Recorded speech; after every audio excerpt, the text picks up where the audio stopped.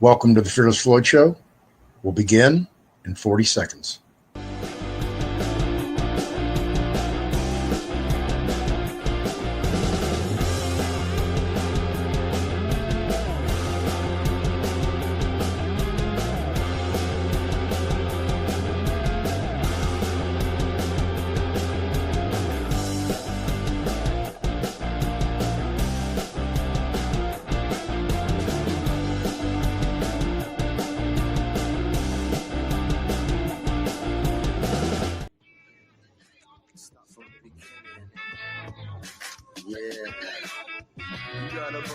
Don't catch no feelings. I come through with the style that's always revealing. From the block like the tick-tock, don't stop. I was at shorty, you know she was non-stop. I had the hot plot, chilling like a real god. Everybody know Big One was a show shot. You get high with the Don, here's the real supply. You get high with the Don, here's the real supply. It goes on and on, ain't no fucking questions why. The gangster of love, get the real fucking supply. What? She came through, giving me more than I can tell you. Everybody knows the next level. I'm so clever. Take the day off. Take the day off. Yeah. Get high on your own supply. Feel like a dime when you do or die. Just get high on my own supply. Do or die when I'm feeling like why. Choose a dime piece. Yes, one of a kind. Hollering at me, I was one of a kind. We had to build through the shoes to the side. Come on, throw them shoes to the side. Take the day off with me. Come and take it off with me. Take the day off with me. Take the day off. Get on trap green. Trapping with my tan right here. That's what I say. The best set jack to ending up to nothing.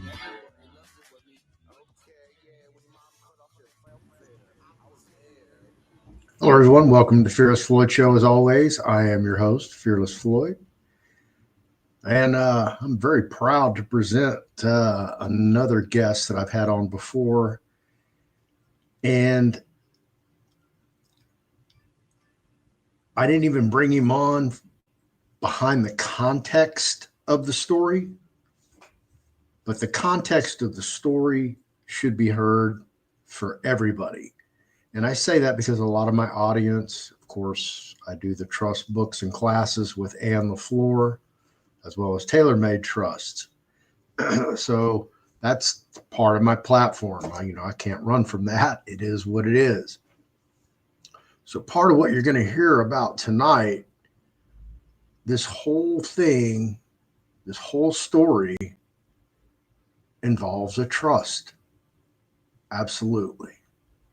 But the difference between the trust that you're going to hear about in the Roger Hillygus story and the trust that you can get through a class or the book, or you can go to some other source like Scribed or use one of the artificial intelligence to write your trust, however you choose to do it, the difference.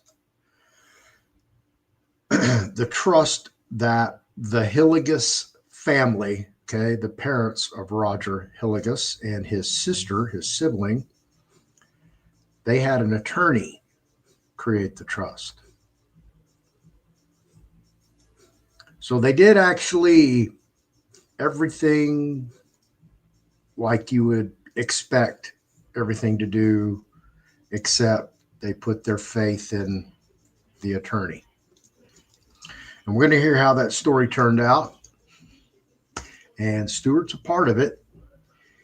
And the moral of the story, and I'll tell you before we even get to Stuart, no good deed goes unpunished. I want you to remember that.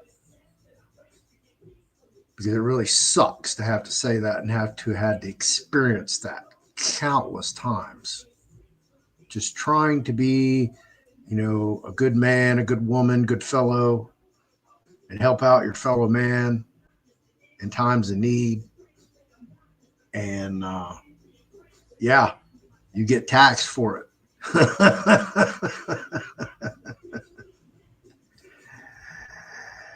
Yeah, it's remarkable. So I didn't even know that when I met Stuart. because I met Stewart through another guest. And that wasn't even the story. The story was what was going on with Roger and Stewart. So as we got into the story, I learned the whole context behind the story, and that was the fact that the trust had been penetrated. So we're going to dive into all that. I don't know how much of the minutia of that particular issue of the topic we're going to get into. That's up to Stewart, how much time he has, how much gas he has, and how much he wants to cover. I haven't had him on the show. Oh, man, it's probably been 2.5 years since he's been on. He is a former Nevada County Sheriff, a Nevada State Trooper. All right. So he was intertwined into the law enforcement community in that area of the United States, hard and heavy. He was in all the associations, the clubs, the memberships, that they have. And he's going to tell you the story that even with that, the just results, the just desserts. So you're going to hear some crazy stuff tonight, and just always keep at the front of your vision of this story here that you're listening to a former Nevada State Trooper and a former Nevada County Sheriff. This was an elected sheriff, right? The sheriff, chief law enforcement officer. And you're going to hear his story, how remarkable it is. And this is what's going on, and it's really a travesty when your own sisters and brethren, and I use brethren as a umbrella term, not a masculine term. When they all don't support you and turn on you, and now you're in the crosshairs and don't understand what's happening. Why these people who you've worked with, known, associated with for, a decade or more, they're just, man, they're not even Casper the Ghost. They're just a ghost. They don't even have a name. They've disappeared. So it's quite a remarkable story when you hear the entire story, how it happened, why it happened, who all got involved, and what happened, and how such, this is a family matter that just metastasized, involving multi-layers of law. So we're going to get into that and talk about that. Before I do, definitely, if you guys don't know, I do support the Mushroom Ladies, and I want you to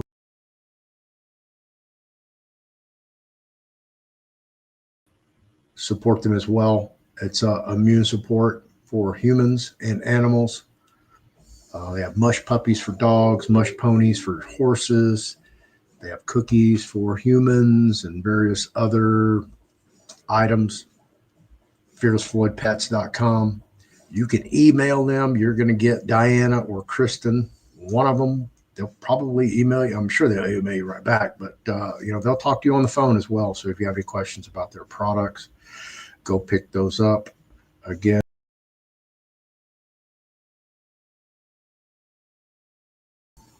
and I'm going to have those lovely gals on the show here very soon.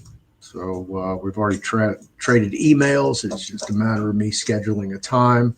I've been booked all this week. I had a fantastic time last night. Man, Slaughter and Great White.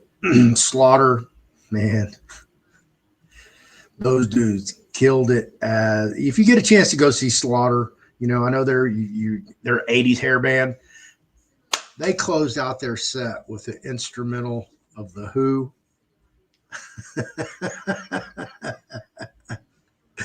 And man, they killed it. And then Great White came on, played a more bluesier set than they have when I've seen them before. So had a blast. Had to leave early, unfortunately, because I took my buddy Juan Let me show y'all where Juan is at, because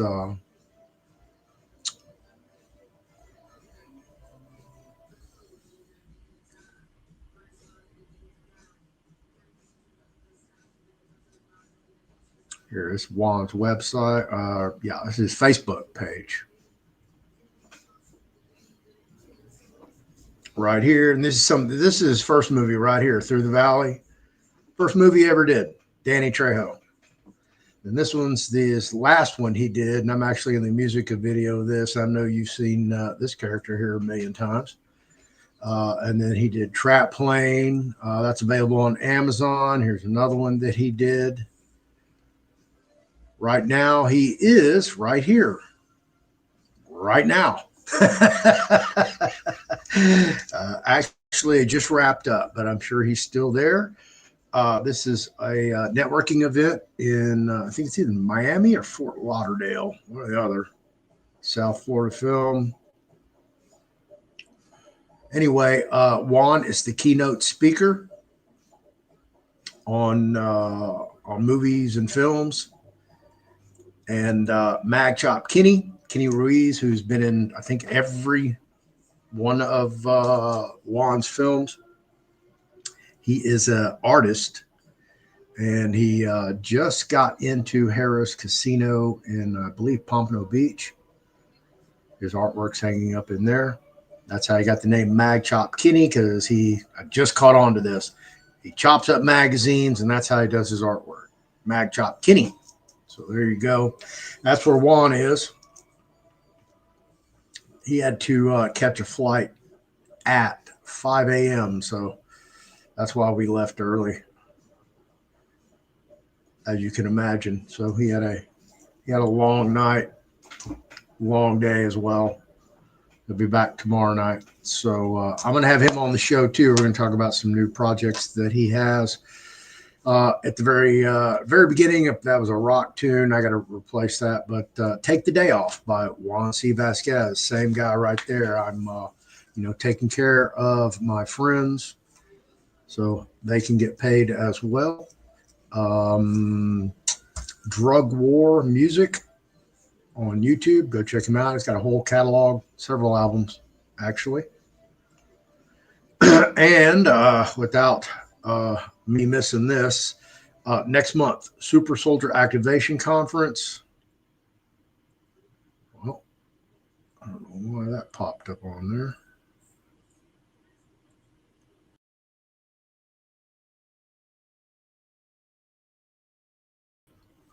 NSA whistleblower, Man in Black, Noel Benoit will be speaking. I don't know what day. That's the 8th through the 14th in Orlando, Florida. A lot going on in Florida. So if you get a chance, get out there, go see Noel. My friend Kiki Winters will be there from Sky Pony Gallery.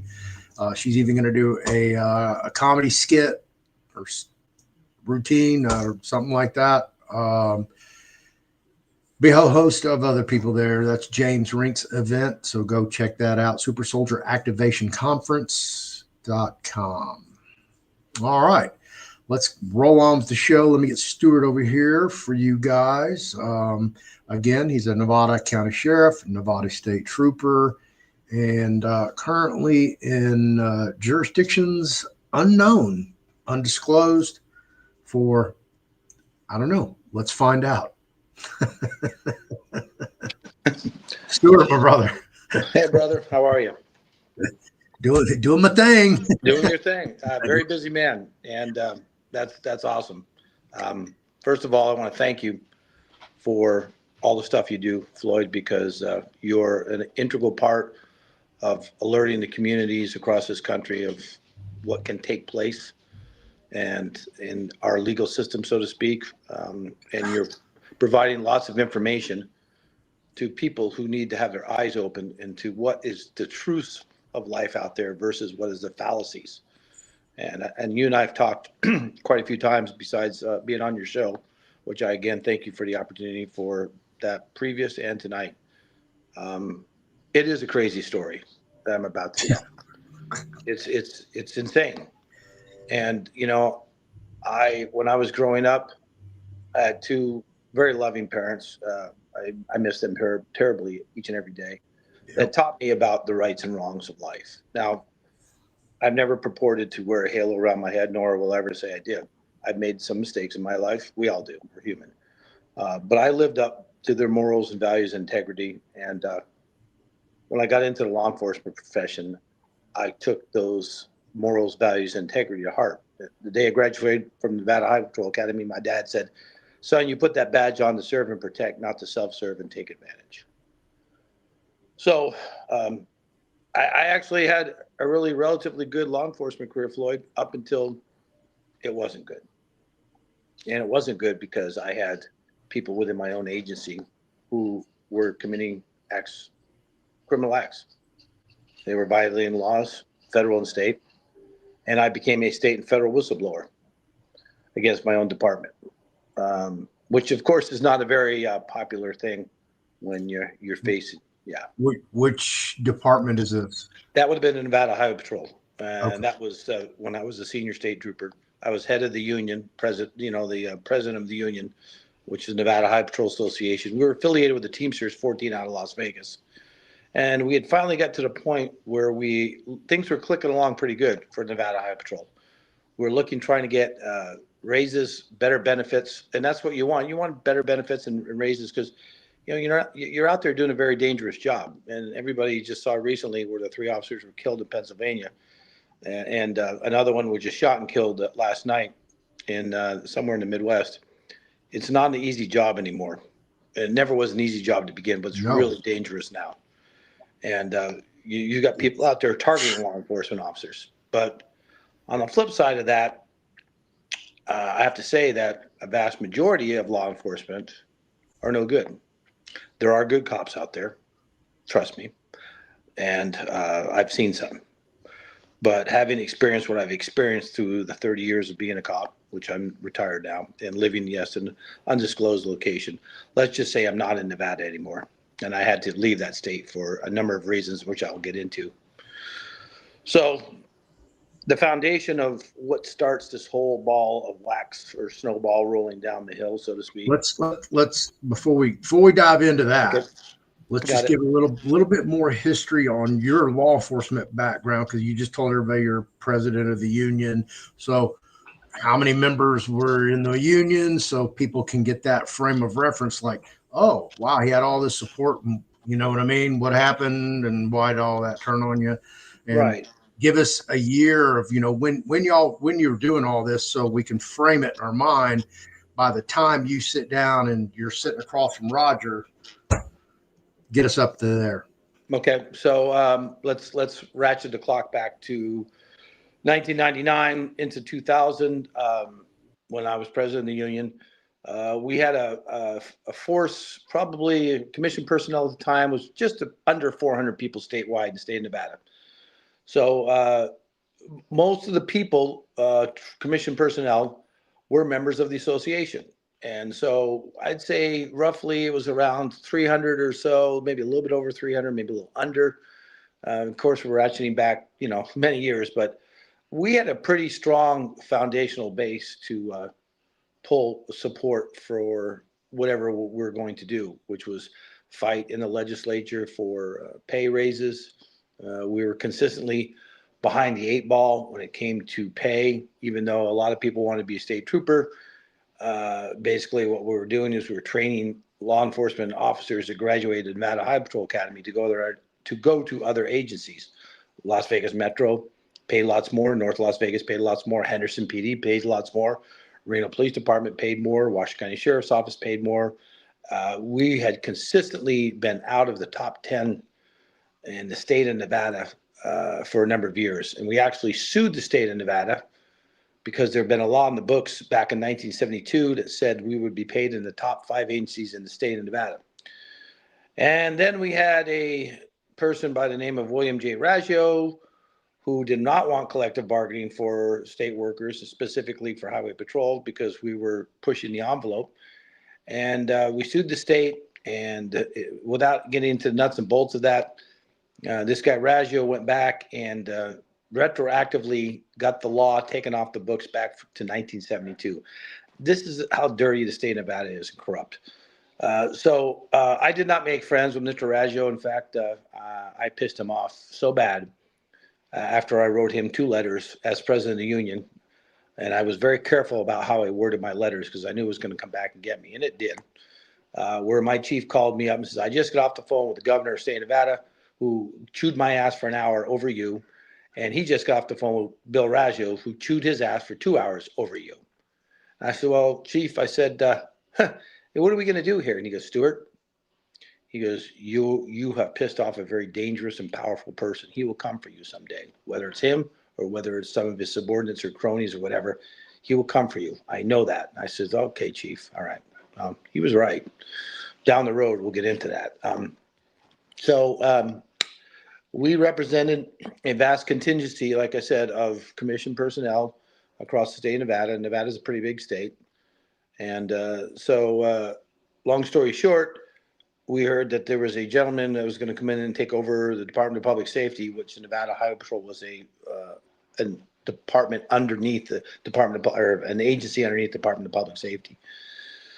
So was this Nevada Division of Parole and Probation. So was the Nevada State Fire Marshal's Office. So was the Nevada Division of Investigation. There were little agencies that were under the guise of the Department of Public Safety. The gentleman who came in to take over was the former chief of police of the Reno Police Department, Nevada, and former sheriff of Washington County Sheriff's Office. His name is Richard Kirkland. And unbeknownst to us, Mr. Kirkland was not the shining example of a law enforcement officer. In fact, he was very, very corrupt criminal, is what he was. He's a criminal with a badge. And so in due time, we began to uncover evidence pointing to massive amounts of corruption involving misappropriation of federal equipment, federal funds, state equipment, state funds, attempt to cover up a fatal traffic accident, destruction of a traffic citation, attempted destruction of a traffic citation, all directly correlated to Kirkland and his cronies. So on September 5th of 2001, after a Highway Patrol Association Board of Directors meeting, they instructed me and another member of the organization, the Highway Patrol Association, to basically blow the whistle on Mr. Kirkland as the Director of the Department of Public Safety for what I just said, those crimes that he committed specifically. And so we went to the Attorney General's office on September 5th of 2001 and to the Governor's office on September 6th of 2001. Both times we were reassured that the investigation into Mr. Kirkland and his crimes that he committed as the Director of the Department of Public Safety would be taken in a very confidential investigation that he would not know anything about. Unfortunately, we had walked into a trap. And everything that we talked to the AG about, State AG and the Governor, specifically Governor Kenny Gwynn at this time, was given right to Kirkland. And we were threatened through a third-party source to the gentleman who went with me to the Attorney General's office and the Governor's office that basically said, you made a big effing mistake by going after Dick. You're going to regret it. And that was on a recorded voicemail on his answering machine. Gary Wolf, God rest his soul, at his house. He lived close to me up in Northwest Reno. So we knew something bad was coming. And on the morning that this whole country fell apart, September 11th, 2001 was the morning I was threatened with my career as a state trooper with the Nevada Highway Patrol by Kirkland. And through a series of events, I had to threaten the governor of the state of Nevada, saying if he didn't call off Mr. Kirkland against me being forced into a meeting on September 12th, when the whole country was shut down. We didn't know what was coming next. You know, everything was falling apart. That I would be terminated as a trooper. So I had to threaten the governor, saying if you do that, if Mr. Kirkland is able to pull me into this meeting on the 12th, I will have a camera. And I may not get the attention that is nationwide right now, but I'll accuse the governor's office and the AG's office of corruption in collusion with violations of federal and state law. So that meeting never took place with me. However, Kirkland did pull in every command officer from the state of Nevada. Of course, nobody could fly at that point in time because the country was shut down. All air traffic was shut down. But he made every law enforcement command officer throughout the state of Nevada for the Nevada Highway Patrol go to Carson City on September 12th of 2001. And he had a meeting and says, Stewart Handte wants a war. He's going to get one. He will lose. It was a direct threat. And so I say that only because that type of situation, which eventually led to Kirkland and I coming to loggerheads. I was relieved of duty on Christmas Eve of 2001. I fought to get my job back. I did get my job back through a series of events, but it took me almost 2 years to do that. And they kept coming after me and kept coming after me and kept coming after me. And, I suffered severe financial distress, although I was able to get back on my feet. I suffered a lot of ridicule. The people you talk about, Floyd, that were supposed to be my friends, some of them said, hey, Stewart, I support you, but I can't come out in public support you. And it was like a flock of quail that just flew away. And the old adage, the cheese stands alone, for the most part, was true with me. So I made a decision to retire from Nevada Highway Patrol in April 8th, 2003. And that was the end of my law enforcement career with Nevada Highway Patrol. However, I did get back into law enforcement. I became a deputy sheriff at the Story County Sheriff's Office for 2 stints, one from 2005 to 2006 and one from 2007 to 2008. And then the reason I left the Story County Sheriff's Office is because my mom's health had started to slip, and it was more important to me to care for my mother in the last months and days of her life than to be a cop or to do any job for that matter. And so after she passed in February of 2009, and my dad had passed in October of 2006, I was able to get back into law enforcement by being an adult probation officer for the Reno Sparks Indian Colony. I was there for 5 years. A friend of mine told me about a sheriff's position that opened up in Mineral County, Nevada. I thought to myself, well, I don't know if I've got the foundational experience to pull it, but I'll try. And I put my name in there, and I was in one of the 5 finalists, and then I was in one of the 3 finalists, and then because the guy they picked first wanted to double dip his salary and also his PERS pension from the state of Nevada, which the county commissioners in Mineral County refused to let him do, I was offered the job, and I was a sheriff.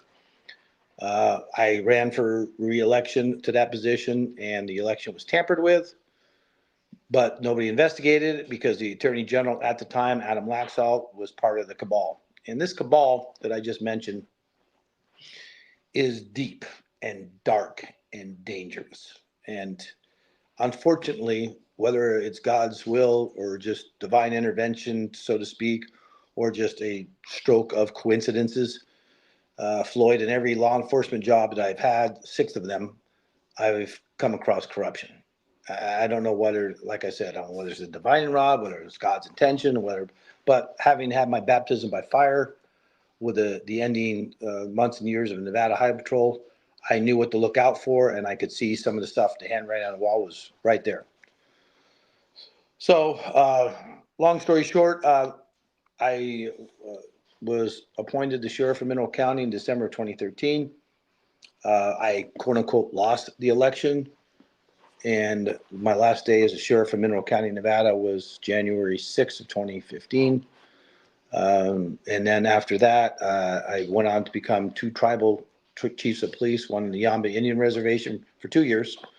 And then I went to become the tribal chief of police through Reno Sparks Indian Colony for just about 9 months. But I uncovered corruption there, and they knew I uncovered the corruption, so they got rid of me. And that leads into the story with Roger Hillygus.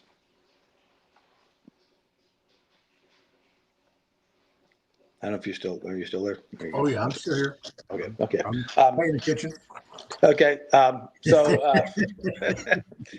So that took me through 6 law enforcement positions, totaling 30 years. And like I said, the last one, I came across about $3 million worth of missing money from a tribal health center that they were trying to transfer federal funds into the tribal health center coffers to cover missing money, $3 million worth. And I found out about it, but the tribal administrator had his hands in a cookie jar. I believe he had some financial gain from the $3 million. To what degree, I don't know, because it never got to that point. And they subsequently got rid of me. I was then trying to figure out how to get my job back. through a series of events, and I went to an attorney's office in Reno, and it was just a chance encounter that I ran into a gentleman by the name of Roger Hillygus. And he and I were introduced by the attorney, whose name's Chuck Kozak. And Roger and I started talking, and he goes, Chuck kind of told me you were a cop. I go, yeah. And he goes, well, I just got a ticket up in Story County, and I'm going to fight it. I go, just don't fight it. Roger, just pay it. And he goes, well, I wasn't doing it. I go, Roger, I worked there. So for almost 4 years, I said, so just pay the ticket. You're not going to win up there. It's a corrupt county. He goes, I don't understand. I go, look, you can go up there and fight it, but I'm going to tell you, you're going to lose. He went up and fought it. He lost. But in the time after that situation, he contacted me. He goes, I have another situation that's going on involving my mother at an assisted care facility in Reno. And I go, what is it? She goes, well, and he laid the foundation. So Roger's parents had this family estate and trust. I want to say it was just under $4 million at one point in time. And that the parents, as they were getting older, put together an estate and trust and put Roger in charge of it. Now, Roger had a sister by the name of Robin Renwick, who, as far as I'm concerned, is the devil's disciple. For what I'm about to tell you is going to be unbelievable. So as Dad's health started to slip, Robin went to Roger and said, look, let's just keep the parents, put Mom in an assisted care facility. Dad's in an assisted care facility. Let's liquidate the assets. You get half, I get half. We go our separate ways.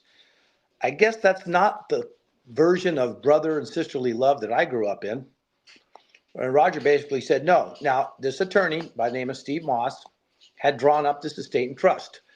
Robin Renwick, through whatever resources she was able to do, got other attorneys involved. They unraveled the trust, and the fight was on for all the monetary assets in the Hilligus family estate and trust.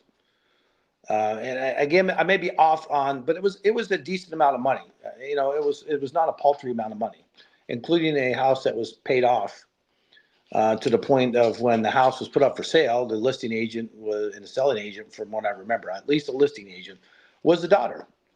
So she got money from the sale of the house, and the house was $469,000. Now, this house was put up for sale by the order of the judge the day after we rescued Roger's mother. But we're going to backtrack a little bit about the rescue of Roger's mother. Roger's mother resided as a resident in the Stone Valley Assisted Care Facility in Northwest Reno, had been there for a number of years. She didn't want to be there.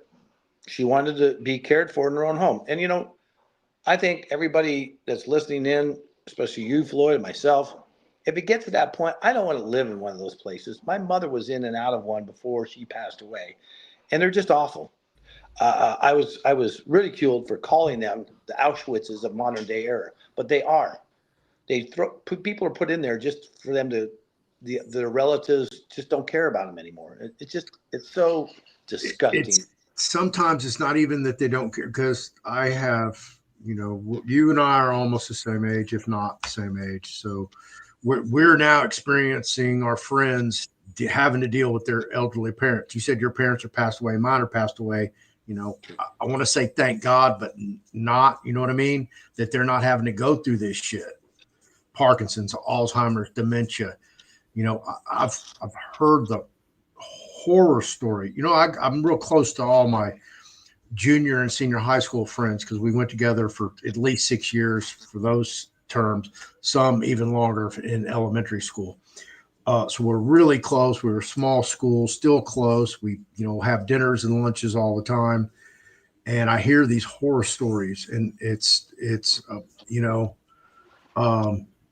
crazy what's really going on. It's again, Floyd, and I want to make this statement really clear. It's all about the money. It's always been about the money, and it will always be about the money. Well, they find these niches and they turn them into these, cottage industries, and then they become a full-blown metastasized industry, because everybody's trying to generate something to justify their existence, and how they should be paid more for doing less. Right. Yeah, correct. And these facilities employ workers at minimum wage. Yep. because the money is always being funneled into the, the people with the big bank accounts, the big Yep. pockets, the heads of the facilities. No different. Roger's mother's, if I remember correctly, her situation alone financially, the facility was getting $8,500 a month from just her alone. Now, do the math. There was at least a couple hundred people in that specific facility, in that one, just that one alone. And that was one of many that this quote unquote company had. So Roger began to fight his sister to the point where they were able to evict Roger from caring for his mother in her own home in Northwest Reno, or actually North Reno. I'm sorry. And the daughter was knee deep in this because the daughter wanted the money. This is how reprehensible this person is.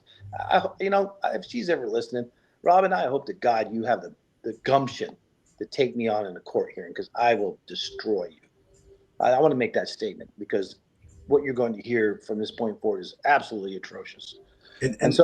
And again, you're telling a story about a family that's not even yours, just this chance encounter in your attorney's office. Encounter. And again, when I tell you exactly what I did, you're going to go, then how the hell did they do what they did? And I will tell you, because I laid the foundation, that this goes back to what I said with Bill Raggio and Kirkland and the connect the dots. And everybody knows what connect the dots mean. There is a strong corruptive cabal in Nevada, not just Reno, but Reno's worse than Vegas. Believe it or not, corruption is worse in Reno than Vegas, and I will stand on that on a stack of Bibles. So Robin was able to get paperwork in the court, and the court is corrupt. The family court, all the courts in Reno are corrupt. In fact, the Second Judicial District Court, where this case was being held, this is invalid. None of the judges have bonds required by law. None of them have valid oaths of commission, which is required by law. And under Nevada law, if you don't have those, your department is to be vacated by the city magistrate in that specific department. But they don't care. Nobody's following the law. We told this to the U.S. Attorney for the state of Nevada. They laughed at us. The Attorney General, they laughed at us. All these legal officials go, so what? It's mind-boggling for me to sit here and tell you, after being in law enforcement for 30 years, that the laws, for the most part, are just written on paper for dexterity purposes. And that's really pathetic. But so anyways, it went from Roger and his wife, Debbie, at the time, they're divorced now, caring for Roger's mother in her home, to Roger being thrown out of the home and mom being by herself. Now, mom needed some assistance. And Roger... How did Roger get thrown out of his own home? Because they went through the court. They went through the court and got him thrown out of it wasn't his home. It was his mother's home. But his wife and Roger had been in the house caring, like I cared for my mother in her house. Right. That wasn't my house. That was my parents' house. This was Roger's. Some of them have to have somebody there 24/7. Well, yeah, because she and again, the limited exposure I had with her, she wasn't as bad off as Probate was. But to put the point forward, what the sister wanted was to get her out of the house into assisted care facility, sell the house, get the money, and tell Roger to take a long walk off a shore pier, which is exactly what happened. And Roger was thrown out of the house. Then the mother had a medical situation. Roger found her on the floor in distress because she was living alone by herself. Her husband had passed, and her health had started to deteriorate, not to the point of where people said, oh, she had Alzheimer's and she didn't know where she was. She couldn't talk. She couldn't move. She couldn't do this. Oh, yes, she could. But she had a medical distress situation. And I believe me, my mom could still walk and talk. But she couldn't care for herself anymore. She couldn't care for the house. She couldn't care for the pets. She was getting elderly and frail. But she wasn't in a vegetative state or a non-responsive state, and the same for Susan Hilligus. So Roger was booted. Then Roger had to fight to keep his mother out of the assisted care facility, which didn't win. She was put in Stone Valley. And Roger just all he wanted to do was care for his mother in her own home and allow his mother the dignity to be in her own home when the final day of her life existed. Okay? I think we should all be cognizant of that, because these facilities are awful. So Roger and I began communicating, and he showed me some pictures of his mother. So my mom's being abused and neglected in this facility. He showed me a picture of her with a black eye. She had a smile on her face. She didn't know she got, I mean, she didn't punch herself. And this lady was, Floyd, this lady was very prim and proper. She was a member of the White Hats of the Reno Rodeo Association, which is a very prestigious part of the Reno Rodeo. And so she was in, she looked disheveled in other pictures. Her clothes are all wrinkled and frumpy. And every time Roger went to visit her, she was in a soiled diaper. And of course, with females, as I can say specifically from taking care of my own mother, they tend to get UTIs, which tends to put a toxicity level inside their body. And if it's not treated, they can die from it. Sepsis. Mm-hmm. So every time Roger went to visit his mother, she was soiled diapers. Well, then the sister didn't want Roger to visit the mother anymore. So she didn't do anything legally to stop him. She put up a picture of Roger and his wife and said if anybody in the facility sees Roger and his wife show up, to call her, not the cops, but to call her, because there's nothing legal that prevented Roger from taking his mother. So Roger showed me this stuff. I go, well, what do you want me to do, Roger? He goes, well, I need some help. I said, well, first of all, I'm not in law enforcement anymore. And if I was, I'd have to conflict myself out because I couldn't get involved. I said, but what I'll do you a solid. I'll call the chief of police, the Reno Police Department, because it was in their jurisdictional authority. And I will ask the chief if he could sit down with you. And he had this paperwork from We the People that a jury verdict was allowed for Roger. And this was out of Arizona, but it was a grand jury. It was a grand jury that was impaneled and heard the evidence that would allow Roger to take his mother out of a place where she was being abused and neglected. Now, as a law enforcement officer, if you have allegations of abuse and neglect, especially in an assisted care facility, it's your duty. It is your sworn duty to investigate. So when I left a message with Chief Jason Soto, I got a response back from Assistant Commander Oliver Miller at the time, another dirty cop. So was Jason Soto. Hope they're listening. That, well, what do you want us to do, Stu? And I said, Ollie, first of all, I've seen pictures of the mother with a black eye. I've seen her in disheveled clothing. There's allegations of abuse and neglect. Roger has paperwork that says that he can take his mother away from this facility. It's in your wheelhouse. I'm just passing this off to you. Well, I says, can you sit down with the man? And that's what I said. On contrary to what his testimony in court was, I didn't try to use my influence as a former law enforcement officer because I didn't have any standing anymore, Floyd. I just said, just sit down with the man and see what he has to say. He didn't sit down with the man, but he sent a sergeant on the day that Roger and I and this third person, Tracy Griffith, went to the facility to rescue his mother. The sergeant said, oh, well, it's a civil matter. We're not getting involved. But if you want to go up there and present the paperwork and figure out some mediation, they allow you to take your mother out, so be it. And that's all on body cam footage. So I'm not making this stuff up. So Roger called me, and we went up there to the facility that afternoon on August 8th of 2019. I signed in Stu and Gus being a nickname for Roger Hillygus, to see Susan. Roger his mother liked to be called Susie because it made her feel young. That's a girl thing. We know that. So we went in there, and he presented the paperwork, and a man took him down the hallway and brought his mother back up. I talked to her. She was cognitive. I says, hi, do you know Miss Hilligus? Do you know who I am? She goes, no. Are you one of Roger's friends? I go, yes. I said, do you know who this guy is? Because I was asking the question. She goes, well, that's my son, duh. And Roger goes, Mom, do you want me to take you out here? She goes, please take me out here. But I want to say something before we got to that point. When I walked through that door, the locked security door, a lady came and grabbed my arm and said, please get me out of here. I said, man, what's the problem? She goes, I can't be here anymore. Just get me out. She's crying. It's tough for me to say this right now because I see her face. I said, ma'am, I can't take you out of here. She goes, I'm not asking you to take me out. Just open the back door. I live a couple streets away. I know where my house is. I can't stay here anymore. They're treating me badly. And within a matter of seconds, some attendants came over and pulled her away. That's a haunting memory. The second haunting memory is after we were able to get Susan out of the facility, walked her out the front door. Everybody waved goodbye to her. Everything was fine. There was no problems walking her out of that facility. We walked her across the street, and got into a car. And she waved goodbye to me. And she didn't know that she was 2 months away from being murdered. She was murdered. If you don't think that hits me in the gut 6 years afterwards, because she was she was such a sweet, loving older lady, reminding me of my own mother.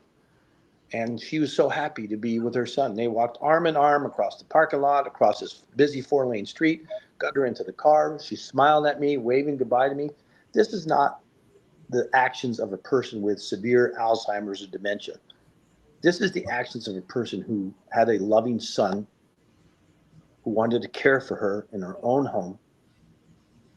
And what happened after that afternoon is so criminally sinister and diabolical. It's unbelievable. It's unbelievable. So, of course, the first call was not to law enforcement. The first call was to the daughter, who went conniption fit city. They got the cops involved. The cops came up there. It's all on body cam footage. This is Robin, right? Robin Renwick. Yes. The first call was not to law enforcement, but to the daughter. And then the daughter got the cops involved and saying, Roger and his goon, me, kidnapped my mother, and he has no legal authority to do it. And that was such a lie. It was a lie. There was no legal paperwork that prevented him from taking his mother out of there. And even if he wasn't going to bring her back right away, he still could take her out of there. There was nothing. She was a resident, not a patient, which is totally different than a patient in a facility. Patient has to stay in a facility. Resident can come and go. She had a driver's license. She could still vote. Okay. Residents can do that. Patients cannot. So, at least in Nevada. So the bottom line was, so she was voluntarily there, not committed there through. She was placed there, and they wouldn't let her out. The daughter was made sure that she couldn't leave. And right. So that's voluntary, but yeah, the daughter was the one. The daughter was the evil one, the nexus of this whole situation. Right. Because the daughter doesn't want the mother to go with the son, because the mother hated the daughter, didn't like her at all, because the mother knew what evil, what she was. And so not only did they abuse and neglect her, they had her on a series of black box drugs. That's what they call them. Basically what these drugs do is they alter your mind. They basically systematically destroy your body mentally and physically. These black box drugs. You can read about them. There's another name for them, but I'm just going to call them black box drugs because they're lethal. Okay, I've never heard of it. Never heard that term before. Black box drugs. So she was on black box drugs, and so that night, a silver alert goes out. And the one thing, there's a lot of regrets I have in my life, Floyd. I'm 65 years old, pushing 66. The one regret, because Roger been at the house, we're watching TV, and the silver alert came on right at the top of the hour on the channel we're watching news at 11 o'clock. And it was Roger's picture and his mother. And Sherry recognized my wife at the time. We're not divorced. She goes, "Are you involved in this?" And because I had done zero, just walked in there, wrote my name down, walked out, I made the mistake of saying no because I didn't think it was a big deal. I went to bed. My cell phone rings. It's Oliver Miller, the commander. Do you know where Roger Hillygus is? Who are you calling me for? Well, do you know where he is? I go, I believe he's at his house. He said he was going here. Oh, so you were with him today at the facility? I go, yes, I was. Well, he kidnapped his mother. I go, what did you just say to me? I said, that is ridiculous. Okay. He had no permission to take her. I go, oh, really? And yet when you went to your facility, your agency, your department, the Reno Police Department, you told him through one of your subordinates, not you, that was okay for him to go up there, and if he could get his mother out of there, everything was peaches and cream. Well, I'm just telling you, and I go, Ollie, because his name's Oliver Miller. I said, Ollie, you're making accusations against me. He goes, well, you were there, so you're part of the situation now. I go, are you accusing me of kidnapping? He goes, well, let's just say this is not going to turn out well, Stu. I went, really? And then the following morning, all hell broke loose. All the top stories, blah, blah, blah. Silver alert. So the silver alert was just as following. We're going to go down by one. Roger Hillygus kidnapped his mother. Wrong. Roger Hillygus is armed and dangerous. No. Roger Hillygus has access to weapons. True, he was a hunter. That's the only thing that was true. Roger Hillygus has threatened people with weapons. Wrong. Roger Hillygus' mother needs life-saving medication. Wrong. She was on anti-anxiety medication. And that's even in the body cam footage where the sergeant tells Robin Renwick, because she goes, "Oh, my mother's on this medication. If she doesn't take it, she's going to die." And Officer Avila, not the sergeant, Officer Timothy Avila, basically tells Robin Renwick, "Look, I've been doing this for a while, and this type of medication is not life-saving medication. So quit telling me how to do my job." Oh. But this all revolves around who is involved in the money situation and who's going to benefit and who's not going to benefit from the situation. So silver alert goes out. All the information is false. Roger takes his mother down to Southern California to visit her only brother. She wanted to visit her brother. Both of them were elderly. And what son wouldn't give that request to his own mother to go see her? Let me ask you this. This is a good breaking point. How long have you had a relationship with Roger and his family at this point? From the time from the time you met him in the law office to the time you took his help assist him? Less than a month. Okay. So it was just an acquaintance. And again, even if I had known this guy that long, if I'd known him, maybe if there were some things that I knew, again, Floyd, there wasn't anything that we did below board. It was all above board. There wasn't anything illegal that was done. We signed in. They went and took him to get his mother. They brought her out. They let her out the front door. All this was all documented. I mean, if they thought for 1 minute that Roger didn't have permission to take his mother, they would have stopped everything. If they thought that the paperwork was false, they would have stopped everything. But they didn't. And they just, and then again, it wasn't that exigent circumstance because it wasn't until later that evening that all holy hell was breaking loose. And then the following morning, it went from bad to worse and all over the TV in the morning. And I'm just going, I should have told my wife that I was involved in this, but I just thought it was not going to be that big of a deal. But it turned out to be the biggest deal of my life. Yeah, it turned out to be the most devastating, besides the death of my parents and the death of my animals. The most devastating. And you had a 30-year law enforcement career. Yeah. And that helping Roger, that whole event's been the most remarkable of your life. Wow. It was the most heinous act committed against myself by corrupt individuals, corrupt cops, corrupt attorneys, district attorney, corrupt, judges, corrupt, all corrupt. And I will get into names because the public needs to know that these people not only exist in Nevada, they exist across this country. We're talking about dirty cops, and I'm sure you can inflict upon that yourself with the stuff you're going through. Dirty cops, dirty attorneys that are all in cahoots with each other, dirty judges. They're all in cahoots with each other.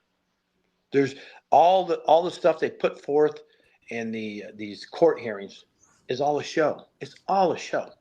They already know what they're going to do before you walk into that court. They already know what's going to happen. And of course, I'm sitting there going, I didn't do anything wrong. What do I got to worry about, But yet, then again, they came after me, fangs bared. The detectives wanted to interview me. They came to my house. I had to move the location after we started the interview because my wife was coming home.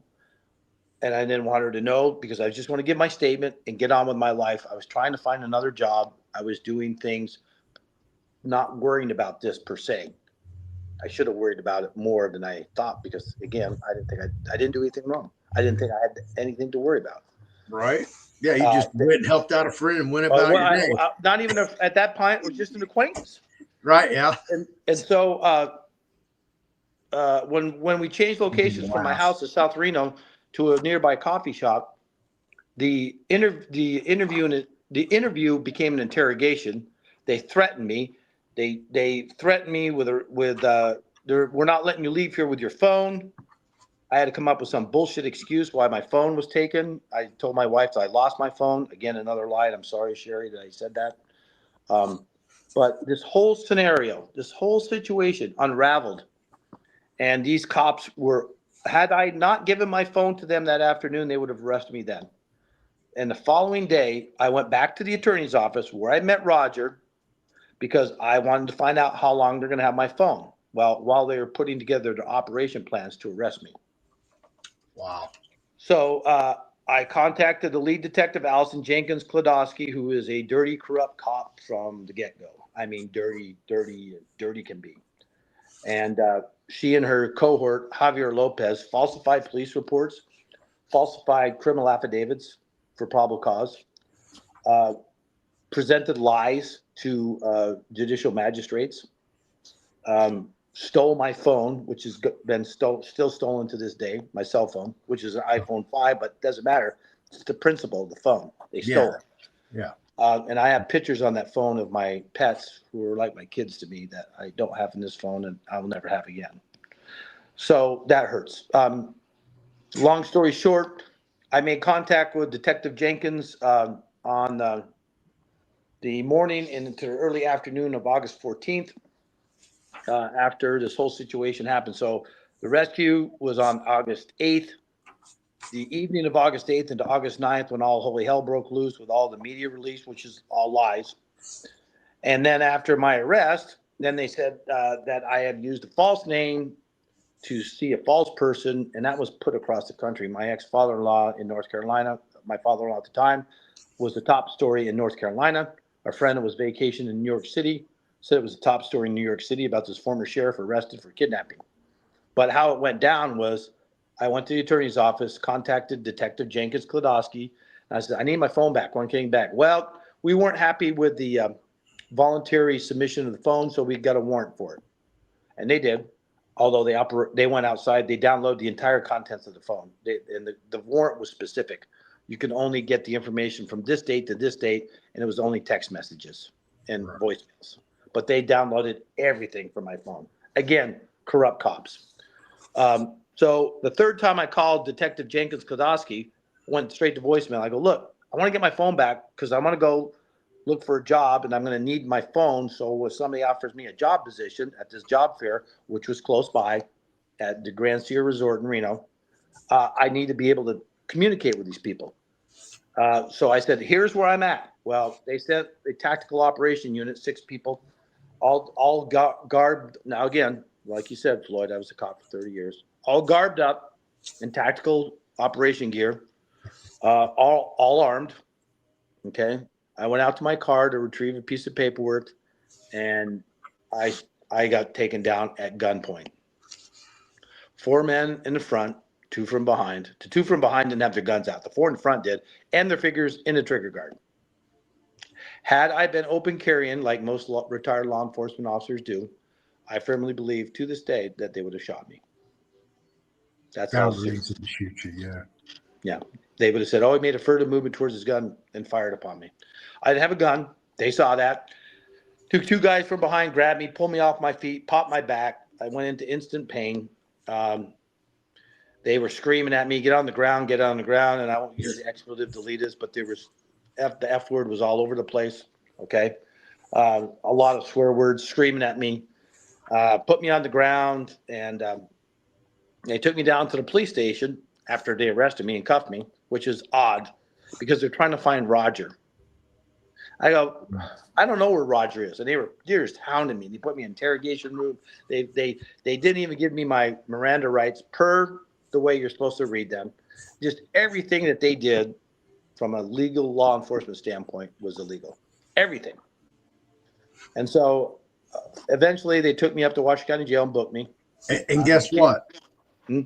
And guess what? I mean, that's the normal. That's the norm, man.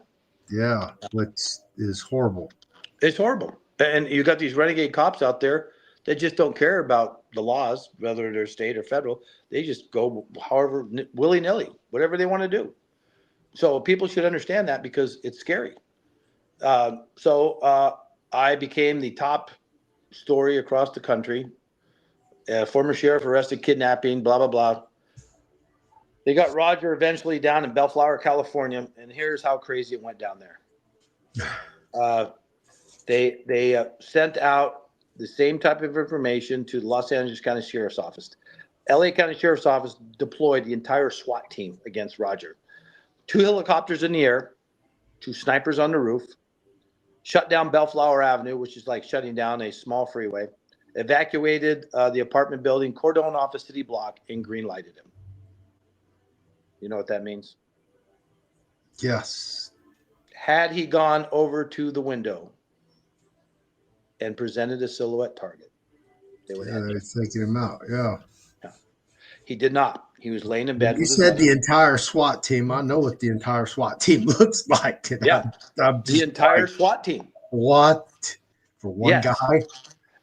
One guy who was laying in bed with his mother. The door to the apartment was unlocked. They kicked the door in. They busted into the bedroom. He's laying next to his mother in the bed because they only had one bed for him and his mother. I mean, I've slept next to my mother. You know, I mean, she's my mom. Well, you know, there's nothing nefarious or disgusting about it. You love your mother. You're holding next to her because Roger kind of probably figured that there maybe somewhere, somehow, that he was going to be able to care for his mother again and reestablish a long loving relationship that had been kind of sidetracked because of the sister putting the mother in an assisted care facility and basically threatening the staff there that if Roger shows up, call the cops for no reason. So Roger was tased 3 times in a row.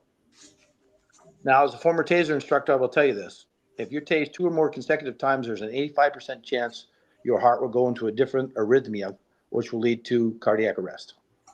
How Roger did not go into cardiac arrest is amazing. So Roger was taken into custody, and he was eventually transported back to Reno. There was a lot of stuff that happened between the transport and this statements made against him, trying to turn him against me, trying to turn me against him. I was OR'd the following morning after they told me that they were going to keep me in jail for probably 6 months to a year. And the judge OR'd me, even though that's the same judge that bound us over from justice court to district court. OR. Ryan K. Sullivan, another corrupt judge. What does OR mean? What's that? OR'd. What does OR OR, mean? Released on your own recognizance, because Okay. I lived in Reno for most of my life. Okay. Retired We call them law PR bonds here. No bonds. No bonds for that situation. Wait till we get to the other personal one. recognizance. Yeah. So personal recognizance, I was released. And so, you know, all the bad stuff that the media put out. And let me tell you something, KOLO, KRME, and KTVN, you're going to get sued. I'm going to sue your ass. And they need to be sued, because if they can do this against me for not doing anything wrong, they sure as heck can do it against anybody in Nevada. And that goes for any media outlet across this country who purveys false information against others. It's reprehensible, but it's bought and paid for. The precedent for that. Yeah. It's bought and paid for media. It's bought and paid for, you know? Yeah, exactly. So anyways, I felt it was imperative upon both Roger and myself to get the truth out there. But that's not what the prosecutor wanted, and they wanted to shut me up, and I refused to shut up. So they made a court Zoom hearing. Now, this is all during COVID, okay? They made a court hearing, a Zoom hearing, where the prosecutor wanted me remanded back into jail in a no bail hold, or if that wasn't going to suffice, they wanted me in the jail on a very high bail hold, or if that wasn't going to suffice, they wanted me in jail, or they wanted me to have a GPS tracking monitor. Now, I want everybody to understand that GPS tracking monitors for tracking purposes only are illegal. There's a case out of North Carolina, Torrey Grady versus state of North Carolina, convicted sex offender. He reoffended. They put a GPS monitor on him. He appealed it all the way to the United States Supreme Court. Supreme Court overturned the North Carolina Supreme Court and said that GPS monitors are illegal. Yet I said to my pretrial services officer, which was assigned to me while the case was pending in court, I'm not going to have that one put on me. Not only was they wanted to put it on me, Floyd, they wanted me to pay for it. Right. I said, bullshit. I said, I'm not a threat to anybody. not threatening anybody. So anyways, I told him to take a long walk off a short pier. That turned into a $100,000 cash-only warrant for my arrest, felony warrant, that a local newspaper reporter by the name of Ed Pierce, who's an alcoholic, called me at work and said, hey, I just heard you have a warrant out for your arrest, $100,000. Now, nobody else had called me except him. No pretrial service officer had called me after I didn't show up for the monitor to be placed on my ankle. Nobody from law enforcement, no nothing like, hey, Stu, you got a warrant out for your arrest. You want to turn yourself in? No. They were coming for me and they wanted to arrest me at work. And I was able to talk to Roger and say, you know, I went to Roger's house. I go, what are we going to do? Roger goes, I know a friend in Elko that knows about these monitors, because I want to know what was going on with these monitors, because these monitors not only can track you, they can listen in to your conversations. And how long is this after you met Roger? That was 2019, 2020, 21. We're probably about 2 years after I met Roger. This is all the stuff is starting to go. Jeez. Yeah. So there, yeah, because the case was finally, it was adjudicated in 2024, but I spent January. Yeah, it was 2021 when they had the end of 2021 into 2022 when they had this hearing. I believe it was right around the beginning of 2022. And I got arrested by 15 cop cars outside Elko, Nevada. As we were heading to Elko to talk to a friend of Roger's who worked at Microsoft that was going to tell us all about these devices, but refused to talk to me over the phone. He goes, you're being monitored. You're being tracked. He was right. So we never made it to Elko, which is about 400 miles east of Reno. We got taken down outside of Elko. I was subjected to laying on a concrete floor for 4 hours. After, of course, I told you that my back had been injured during my initial arrest. And when they went to place me in a cell, my back locked up and dropped me to the floor. I couldn't walk. I was in excruciating pain. They took me to a hospital. I believe they injected me with morphine because I felt, believe it or not, Floyd, I felt at one point in the hospital looking down at my body from an elevated position. Wow. That's how, yeah. And I don't, morphine is a very dangerous drug. So anyways, I spent 4 months in jail, in Washington County Jail, in a wheelchair. And I eventually pushed myself to get into a walker. But I was in isolation. 23 out of 24 hours, I was in lockdown. So I learned how to read a lot of books. I was treated like shit there. I was treated badly. I was very treated badly. It was a very disheartening time. I gave up at one point, and I just said, I'm not going to eat or drink anymore. I'm going to let God take over from here, because I just figured I'm not getting out of jail. And within the hour, 6 guys busted into my cell and threatened to beat the shit out of me if I didn't get out of my clothes and get into a tarp, because they're placing me on a suicide hole. I never say anything suicidal. I never did.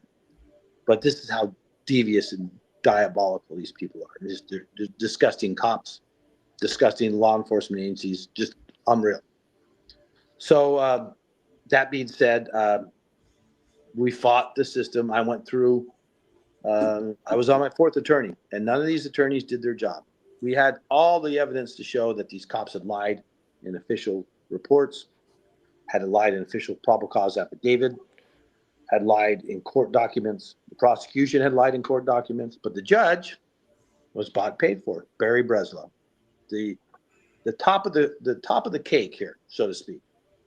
Barry Lewis Breslow, who was appointed to the bench by Governor Brian Sandoval. They went to Ohio State Law University. They both graduated from there.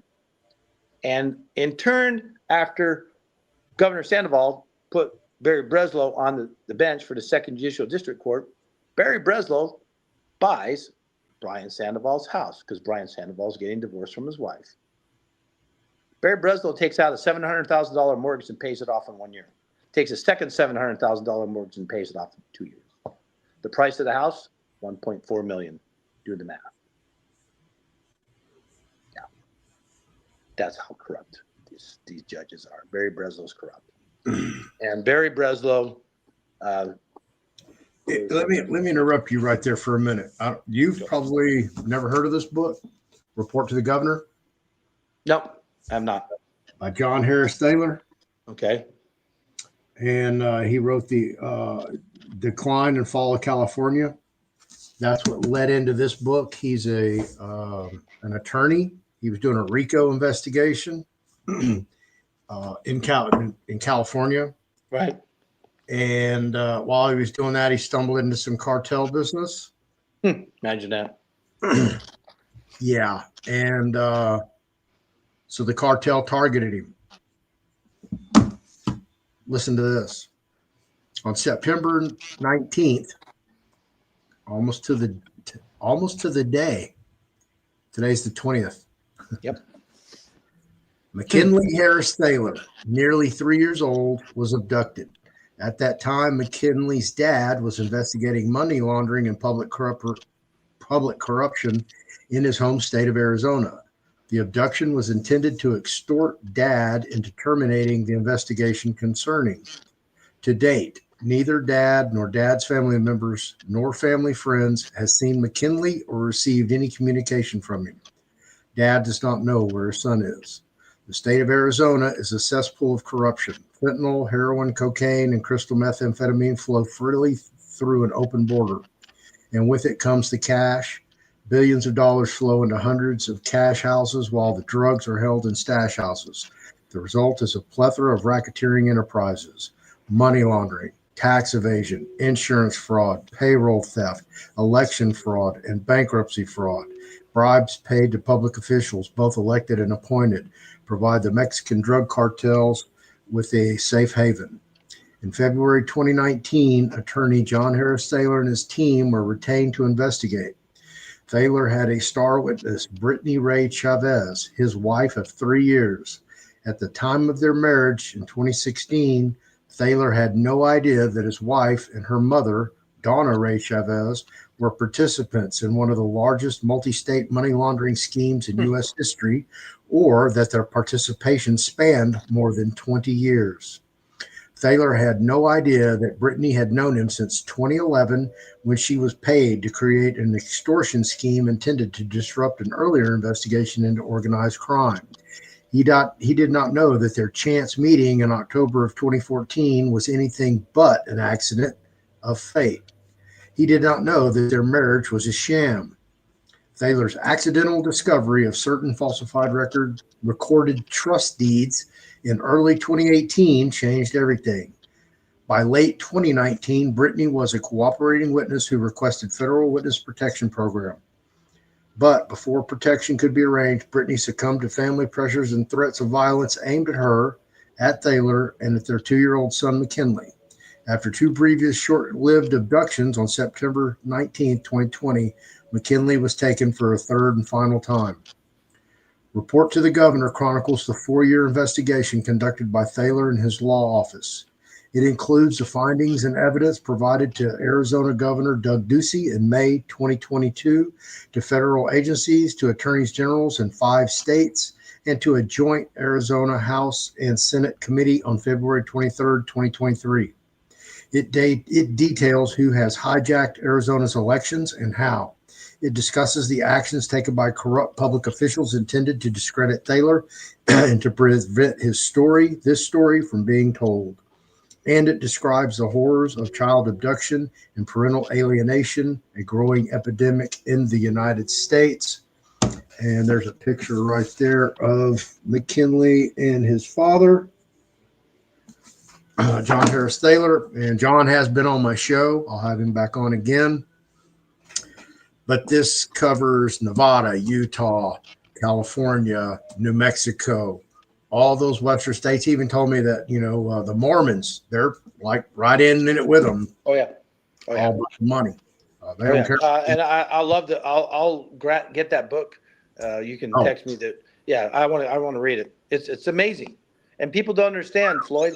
They don't understand until they understand. And I say that because they're thinking that, the legal system is there to protect us. It's not. The cops are there to do the right thing. They're not. The lawyers are going to protect us in the court hearing. They're not. The judges are going to do the right thing. They're not. Okay. Besides my case, there are other cases across this country my friend Christine Middleton, her dad has been kidnapped and kept from her in a assisted care facility in Florida. And this involves her own sister and a falsified guardian, and the cops won't do anything. They've gone to the Congressman Brian Mass office. He, at this point in time, I don't think he's doing anything. And that's there. We have another lady in Texas, Letty Lanzario. Her son was taken from her. And now he's in a facility, and he's a special needs son. And they're preventing her from seeing her own son. Then we switch gears to Katie Jackson in Indiana, who her and her husband, Travis, are fighting the system. They were getting victories in the courts, but now the DOJ is coming after them and saying you've committed Medicaid fraud, you've committed wire fraud, and you're going to pay either a $90,000 fine and adhere to our standards, or you're never going to see your kids again. This is, and the kids now are with whatever, foster parents, guardians, whatever you want to say. They've stripped the kids away from her. And then we go to another scenario where a lady in West Virginia, in Kentucky, whose mother is being abused and neglected, and the brother's involved. Again, family. Gosh, she just loved family. They got her to on her name's Sherry Wages. They got her in a felony arrest for misuse of 911. They pulled her over, busted out her car window, and drug her out with excessive use of force. I mean, is this what this country has gotten down to, Floyd? Is this what we're doing? Is this the good stuff? I mean, I speak out. You're damn right I speak out because I'm sick of it. I'm sick of, and I will read that book from cover to cover. But you know, this is real. This is reality. You have a broken legal system that doesn't exist and only exists on paper. You have a situation where people's lives are destroyed by quote unquote cops and attorneys and judges. And before I forget, after Roger and I got arrested and charged, and Roger was brought back to Reno and he stayed in jail, guess what happens to his mother? Bye-bye. She was taken to one assisted care facility after transferred back from California. Who went to pick her up? Darling daughter, Robin Renwick. And they placed her in the Seasons. I'm sorry, they placed it in Artesian Gardens. Just so happens that I know who owned Artesian Gardens. I didn't know this until after Susan died. A friend of mine I've known since high school owned Artesian Gardens. And he told me, Stewie, man, you're all over the news. I go, I know, Dave. And I'm not going to say Dave's last name. And he goes, man, what's going on? I go, Dave, this is like maybe a week after Susan died. He goes, it's been a nightmare. He goes, dude, you want to hear something crazy? I go, what? He goes, that lady, Susan Hilligus. I go, what about her? He goes, well, she was in my facility. I go, what facility? He goes, I own the Artesian Gardens, assisted care facility. I go, dude, last time I heard you had a boat out of Dutch Harbor and you were doing crab fishing or crab catching and all that stuff up there. Because I sold that boat a long time ago.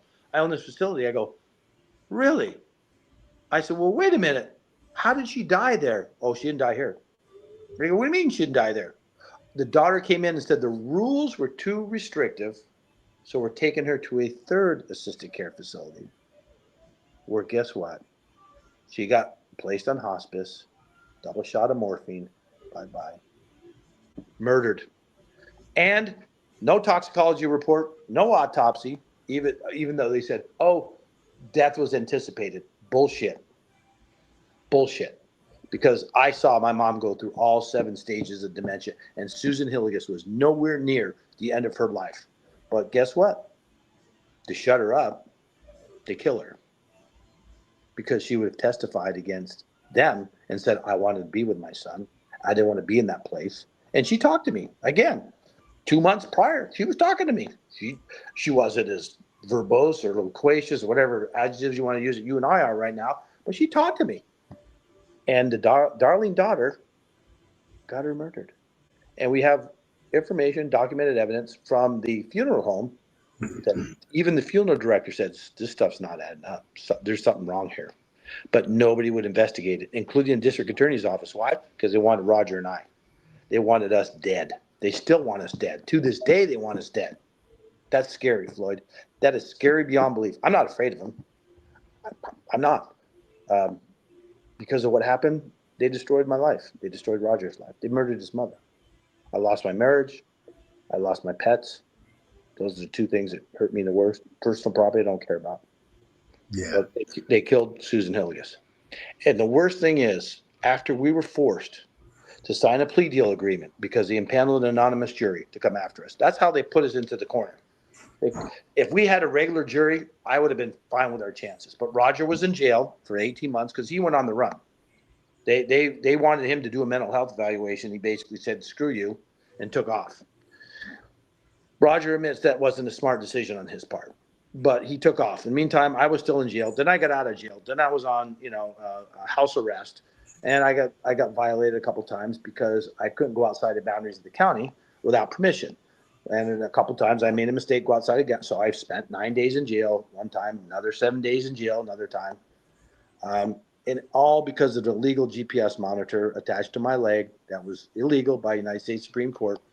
But they forced it into a plea bargain because they impaneled an anonymous jury. Anonymous juries are impaneled only in organized crime cases. We're not organized crime. But they didn't want us to be able to succeed with a not guilty verdict in front of a normal jury of our peers. But the really frosting on the cake, Floyd, is in the sentencing agreement. You will have no contact with the people, with the law enforcement officer in this case, the prosecutors in this case, the judge in this case, and the victim in this case, who is not Susan Hilligus, Robin Renwick. Yeah. Has Roger filed any kind of litigation against her? Roger has not filed any litigation against her. We're working on some things that I know of. I'm not supposed to have any connection with them, but I'm able to hear things through a third-party sources who actually communicate with them. But I'm prohibited from talking to him. Now, at one point, I mean, we were close. We were friends. But ever since our judgment and conviction, and now I am a convicted felon, so is Roger, we are prohibited from communicating with each other, which really sucks. But that's their oomph. They're just crying, we're going to stick another knife in you and twist it and turn it just because we can, just because we're just the darling, great, upstanding people that we are, which they're not. They're corrupt. Because we want to rehabilitate you to become a productive member of society, Stuart. That's correct. Yeah. Oh, gosh. I guess I missed that one. I mean, gosh, I only did cop work for 30 years, and I've done some other jobs too. And, I pride myself on my work ethic, but gosh, I'm such a messed up person, Floyd, that they just got to keep rehabilitating me. Get the message, Stuart. Get the message.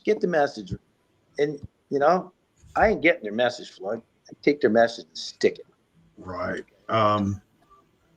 Well, I was going to suggest, since there's a potentiality of a homicide, that the civil RICO statute is always available. All I need, brother, is somebody to help me put together the nuts and bolts of the lawsuit, and it is a RICO. It's a 1983 violation. I want to sue. Well.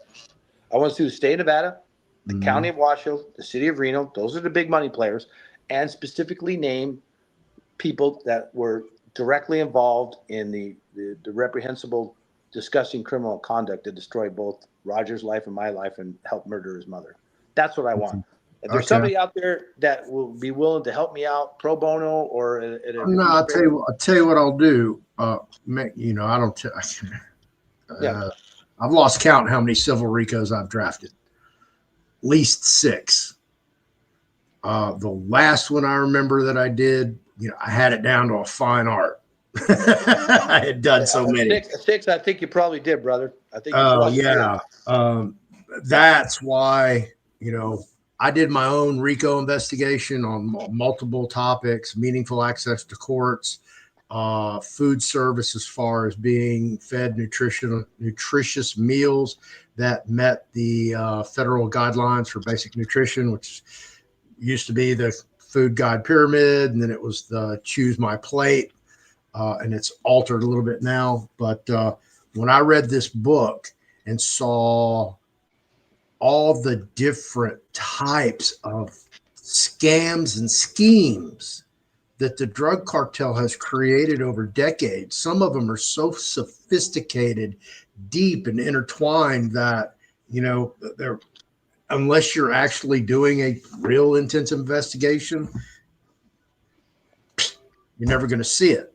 I mean, we're talking, fake notarized documents, so fake affidavits, fake land titles, fake deeds, all of that, fake employers, fake insurance companies, faked auto insurance.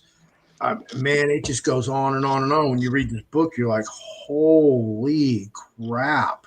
They are so entrenched just into the business community, into the government itself, and then, of course, to the drug underworld. Definitely, they're tied into that. According to John Harris Thaler, that if all the illegal narco money was pulled from the Arizona economy, that Arizona state would collapse. I bet. So would Nevada. Nevada was, this, Nevada was built by mobsters. I mean, Vegas, Reno was a sleepy little bedroom community, okay? And it became a traveling place from east to west and west to east. But Vegas was built by mobsters, Bugsy Siegel. And Vegas has never lost that. They went, the smart ones gone under, they went underneath. I mean, Casino, that's based, the movie Casino is based on reality out of Vegas. I mean, Joe Pesci's character was Anthony Dan Spilatro. That's how he died. He got beat to death with bats and thrown into a thing in a hole in the cornfield, buried alive with his brother. That's what happened to his character there in the movie. Wow. All that stuff was based on reality that took place in Nevada. So the corruption there, we could talk about the Route 91 concert where 58 people were killed by more than one sniper, not one sniper, more than one sniper. And Mindy Robinson, who is on Rumble, she has tried to brace the governor, Joe Lombardo, who was the sheriff of Metro at the time, who was another corrupt piece of garbage, but he's the governor of the state of Nevada. All these politicians, brother, are just so dirty, and they get their hands out. And, we still don't know the truth about Epstein. Will we ever know the truth? No.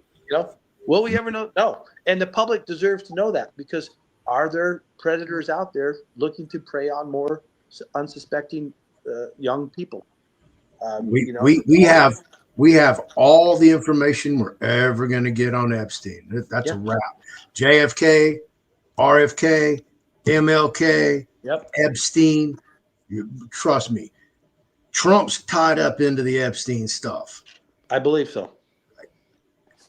I mean, what if it looks like a duck, walks like a duck, and acts like a duck? It's not a mongoose; it's a duck. Okay, and all these power players. Trump was in his 30s in the 70s in New York when Studio 54 was raging, and I'm talking open sex, open drugs. There wasn't no, we got to go to the bathroom stall and do a bump. It was, we're doing lines, baby. Lines, lines on the table and stuff. I mean, and all the celebrities are involved, and all these celebrities that I'm sure, as I'm sitting here talking to you tonight on this 20th of September, 2025, how many dirty celebrities went to Epstein's Island? How many dirty celebrities? I mean, we didn't even talk about P. Diddy. P. Diddy is freaking, I mean, I'm surprised that guy's still alive.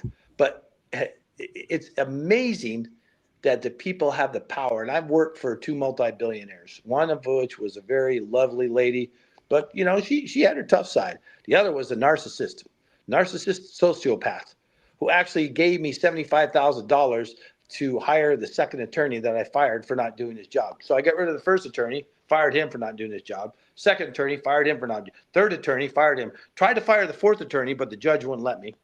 And every attorney that was involved with Rogers in my case, one of which would say, well, I take your case for $100,000. I take your case for $100,000. At least 3 attorneys out of Rogers and my attorneys said, we'll continue to represent you for $100,000.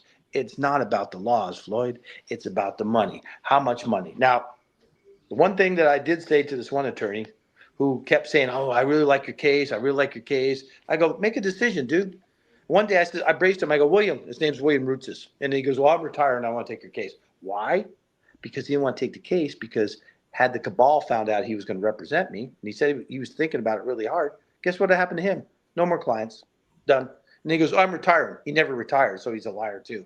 I asked point blank, how much do you think my case is worth right now? Right now, it's just civil. There's 75 to 100 million. Just like that. Boom. I said, really? That's a pretty substantial amount. He goes, well, you've got all the stuff. He went through all the stuff. That was one thing the one worthless piece of shit attorney did. Sorry, didn't mean to say that. But, he lined it all out. He goes, this portion here, this portion there. all the way down. He goes, it's a RICO case. It's this, it's that. He went through the whole thing, and I'm sitting there listening to him, and he was right. I said, well, do you want to take my criminal case? Oh, let me think about it. Let me think about it. Let me think about it. Let me think about it. And then all of a sudden, instead of me and him talking, I couldn't get a hold of him. Oh, secretary says, oh, no, Mr. Roos is not available to talk to you today, Mr. Handte. Oh, he's out of town. Oh, he's on vacation. Oh, he's eating breakfast. Yeah. Dude, he wasn't going to take the case because the cabal, the judges, the district attorney, and the attorneys, and the cops, all in cahoots, were saying, we want these two. We want these two. We want Stewart because of all this stuff that goes back to Kirkland. And all connect, not connect 4, but connect more than 20. Attorney generals, governors, high-powered politicians, cops, judges, district attorney, city attorney, connect. All connected. And I have all the evidence to prove it. But, I filed my own appeal with the Nevada Supreme Court. Then they said, oh, you can't file the appeal because you're represented by counsel. I said, well, how can I get rid of my counsel that's not representing me? And he said, well, you have to fire him. So I fired him. And guess what? They sent it back to the district court with Barry Breslow, the dirty judge, who then reassigns another worthless and inept attorney number 5 to take my case. She never communicated with me. She never says shit. Beretta versus California. Yeah. That's the case. That's the case you need to cite. If you want to terminate that attorney, sit down, write a letter, and write Beretta versus California. And the judge refused to let me fire my public defender. Then you have to do an interlocutory appeal to the next highest court. But we were running out of time, and we were getting railroaded. That stays at the proceedings. No. When you do an interlocutory appeal. Well, it should have. A lot of things should have happened, Floyd, but they didn't. Yeah. And now I want to, and I'll be very frank with you. And you and I could sit on an island for the rest of our lives if they would just give me my QSIP file. $1.75 billion that's in my QSIP. Okay, Floyd, you and I could sit there by the pool all day long and say, "Excuse me, over here, another round of food." Whatever. Yeah. So the situation is, it's reprehensible for us to sit here and talk about this stuff because you just don't get it. And the people that listen to your show and applaud your efforts, me being one of course, your staunch supporters, they just don't get it until they're in the mix. And then they go, they were right. Yeah, this is what they're talking about. This is what they're talking about. But by then, it's normally too late. Oh, it's way too late. Yeah, it's way too late, and you're screwed. And all these people I mentioned tonight, a dear friend of mine, Angelique Fawcett, out of California, her godmother, her second mother, was Nichelle Nichols from Star Trek, Lieutenant Uhura of Star Trek. Well, guess who just filed a suit against the hospital where it was the son who killed his own mother to profit. Well, now he's run out of money, so guess what he's going to do? He's going to sue the medical facility that she was taken to say inadequate medical care. Robin Renwick sued Stone Valley after her mother saying she wasn't given proper medical care. Stone Valley turns around and sues Roger and I for causing the death of Roger's mother, but the lawsuit was dropped. We have a third person in here, Tracy Griffith, who was never charged. Why? Because he was the shill for the prosecution. He was bought and paid for witness. Yeah, you said this was unbelievable. This is the corruption. I already have the title of my book that I want to write. State of Corruption, True Stories of a Nevada Law Enforcement Officer. And there's more than just this story that I could talk about. We could talk for hours, dude, about other corrupt stuff, about other situations that I was involved in. I'm like, why?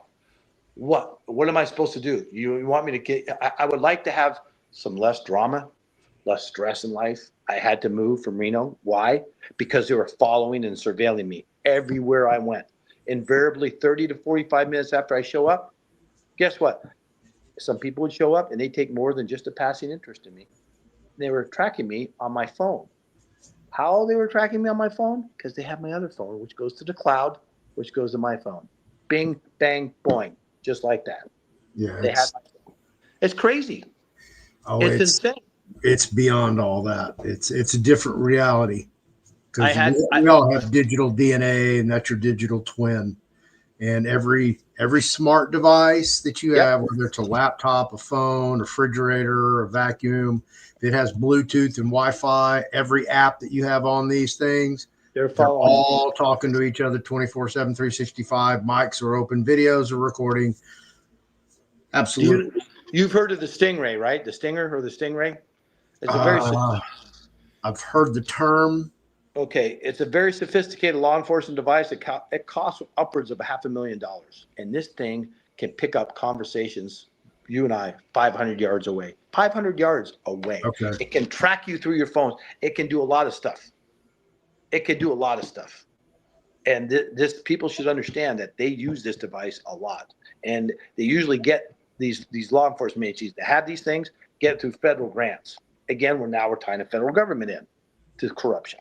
And it just continues to proliferate, Floyd, all over the place, whether it's Texas, whether it's California, Nevada, Florida, New York, wherever. These cops are out of control for the most part. These attorneys will just do what they're told to do, and these judges will just sign off. And boy, if you piss off the wrong person in that group, you're done. It's over. Yeah. I already know. Yeah. They made an example out of me. Absolutely. Yeah, they're making an example out of you. And thank God for you, your tenacity and your courage and your fortitude to step and continue to allow people such as myself and others to speak the truth about how dirty and diabolical and evil these son of a bitches are. It doesn't make any sense. And when you go down the rabbit hole, hey, there's a possibility you won't come out. Or if you go down the rabbit hole, you know what? This is not a good hole to go down. Or if you hit that fork in the road and said, where should I go, left or right? And, I'm not stopping. I'm going to continue to fight. I'm going to sue them. I'm going to continue to speak my mind. And if they don't like it, they can pound sand. Because who has the right to take a person's life and destroy it over falsified information and then cover up a homicide? The worst of the worst. Murder of Susan Hilligus. And there are other people out there whose loved ones have been taken away from them. Becky Harbor's one, whose husband was killed in an assisted care facility. They're trying to kill Christine Middleton's dad. He's a strong man. She's going to get him. They've taken Letty Lanzario's son. They're going after Sherry Wages. They're going after Katie Jackson and her husband Travis over their children. It goes on and on and on. Now we have Angelique Fawcett and her godmother Nichelle Nichols, and the son's trying to sue the care facility because he's out of money. Because if you'd like to bring these folks on, we can do a panel or. Absolutely. When we get done tonight, I'd be more than happy to, because these people have their own individual stories. And, sometimes I don't get all the facts right, but I've been helping these people out to the best of my ability. And I've become an advocate for the truth. And so are you. You're an advocate for the truth. Yeah, whatever it looks like. I don't care what it is. And if there's bad people out there, whether they got a D in front of their name or an R, whether they're a judge, whether they're a district attorney or a city attorney or a cop, whether it's a federal, state, or county or local, it don't matter. You got to abide by the laws. And if this is the way this country is going to go down the tubes, then you are going to have a major civil war. You are going to have unrest. You are going to have fighting in the streets. And it's going to take us, as the good people of this country, to stand up and say, we're not going to take this anymore. We're not going to allow you to hurt other people or kill people or take people's property or take people's financial savings that they wanted to retire on. And that's what they do. As soon as they see dollar signs, boom. Jody Sussman, $26 million it cost her. 26. She lives in Texas now with her mother. Yeah, there's a lady. It's 26 million. But that's another situation. And we go on and on and on. And where's it stop, brother? Where's it stop? It's, as I've always said, until we the people stop it, it's going to continue and it's going to get worse. It's not going to get better, because I don't see Trump doing anything better. In fact, I just downloaded the transcript of his executive order signing yesterday, doing the $5 million Trump visa to bring foreign workers in here. Yeah. Hello. I mean, Floyd, what the hell's going on here? And meantime, back at the forum, well, we've got Russia and Ukraine at it. We've got China looking over here with North Korea. We've got India and Pakistan. I mean, it's nuts. Are we approaching Revelations? Maybe. Absolutely. Are we approaching Armageddon? Maybe. People I don't better know if be we're prepared. that close, but we're other people are feeling it in the air. I just had one of my coworkers stopped by yesterday, and he's actually the son of, my peer, my age. Right. So I get to work with a second generation, which is cool. Cool. That's cool. Yeah, real cool. Me and him are real tight, so we have a good relationship. I'm kind of a mentor to him. And he's feeling it, his age group, they're feeling that there's something, that's weird for them that they've never experienced. You and I, we've been through all the wars and the invasions and the regime changes and, the bullshit, the disasters, that they're supposed to come fix and save us and don't. And it's mind-boggling. The elderly. Okay, because a lot of elderly go through this problem where the kids don't even like them anymore. No. And I've dealt with this personally, so I understand both aspects of it, especially being in the assisted living, where there are family members who are financially capable of putting them in a better facility, but would rather ride out with Medicare and Medicaid and let that cover 100% of the expenses. And them making that decision killed their mom. So I personally have experienced this, and I think it's an issue that's kind of under the radar. Obviously the children with the CPS and that type of human trafficking ring, that's a huge issue. I think it's more out here on social media being talked about more and covered, but I think the elderly issue too should be covered as well, especially with people going through these issues with Parkinson's, Alzheimer's, dementia, diabetes, now sudden death, strokes, even, at a young age. I got people in their 30s having strokes. Well, and you and I both know that the BS about the vaccine and stuff, that was just a way to depopulize. Yeah. Yeah. I mean, we talked, we're circling back to what you just said a minute ago about the estates and the trust. It's again, they see these estates and trusts and they make a determination. We want that money. We want this. We want that, and it's despicable. It really is. It's despicable. It's mind boggling, but yet every single day that goes on after, starting tonight into tomorrow, next week, next month, next year, there are going to be instances upon instances. Adult Protective Services is nothing but boot-jacketed Nazis. Child Protective Services, Department of Child Services, boot-jacketed Nazis. I'm bearing witness now to people that are involved in both of those situations. And, you bang your head against the wall. I mean, my friend Christine, all she wants is her dad back, and they are doing everything in their power to prevent that. Letty wants her son back. They're doing everything in their power to stop that. Katie and Travis are trying to save their children, and the DOJ and involved with CPS is doing everything to stop that. And I just don't get it. I talk to people throughout the course of the day. So do you. And I go, how much more do we take? How much more do we take? Do we trust the legal system? The answer is no. No. Do we trust law enforcement? Overall, the answer is no. Do we trust attorneys? No. Well, the bars, the state bars and the ABA need to be disbanded. Okay? Game over. Stop. Outlawed. Yeah. You bring that shit in here. It's like I heard, I was listening to somebody earlier and they were talking about, was it Singapore? Singapore had a huge drug problem and they got a new president. President came in there and said, hey, you want to do drugs? We're going to execute you. And, they probably went through about a dozen executions. Guess what? They don't have any drugs in Singapore. Imagine that. Imagine that. And how many billions of dollars, Floyd, do you think, I mean, multi-billions of dollars that the drug cartels are bringing across the border? I mean, they just stopped a guy somewhere the other day in a traffic stop. He had enough fentanyl in his car to kill 12 million people. 12 million. Yeah. Yeah. Yeah. They're making record seizures. I mean, like, 500,000 pounds of cocaine. Really? I mean, it's insane. Yeah. And that's just cocaine. That's And that's just, and we don't even know what's coming around the corner next. There's something worse than fentanyl out there. There's something worse coming. And you know it, and I know it. And all they're trying to do is just undermine and tear apart the country. And we have to stop it.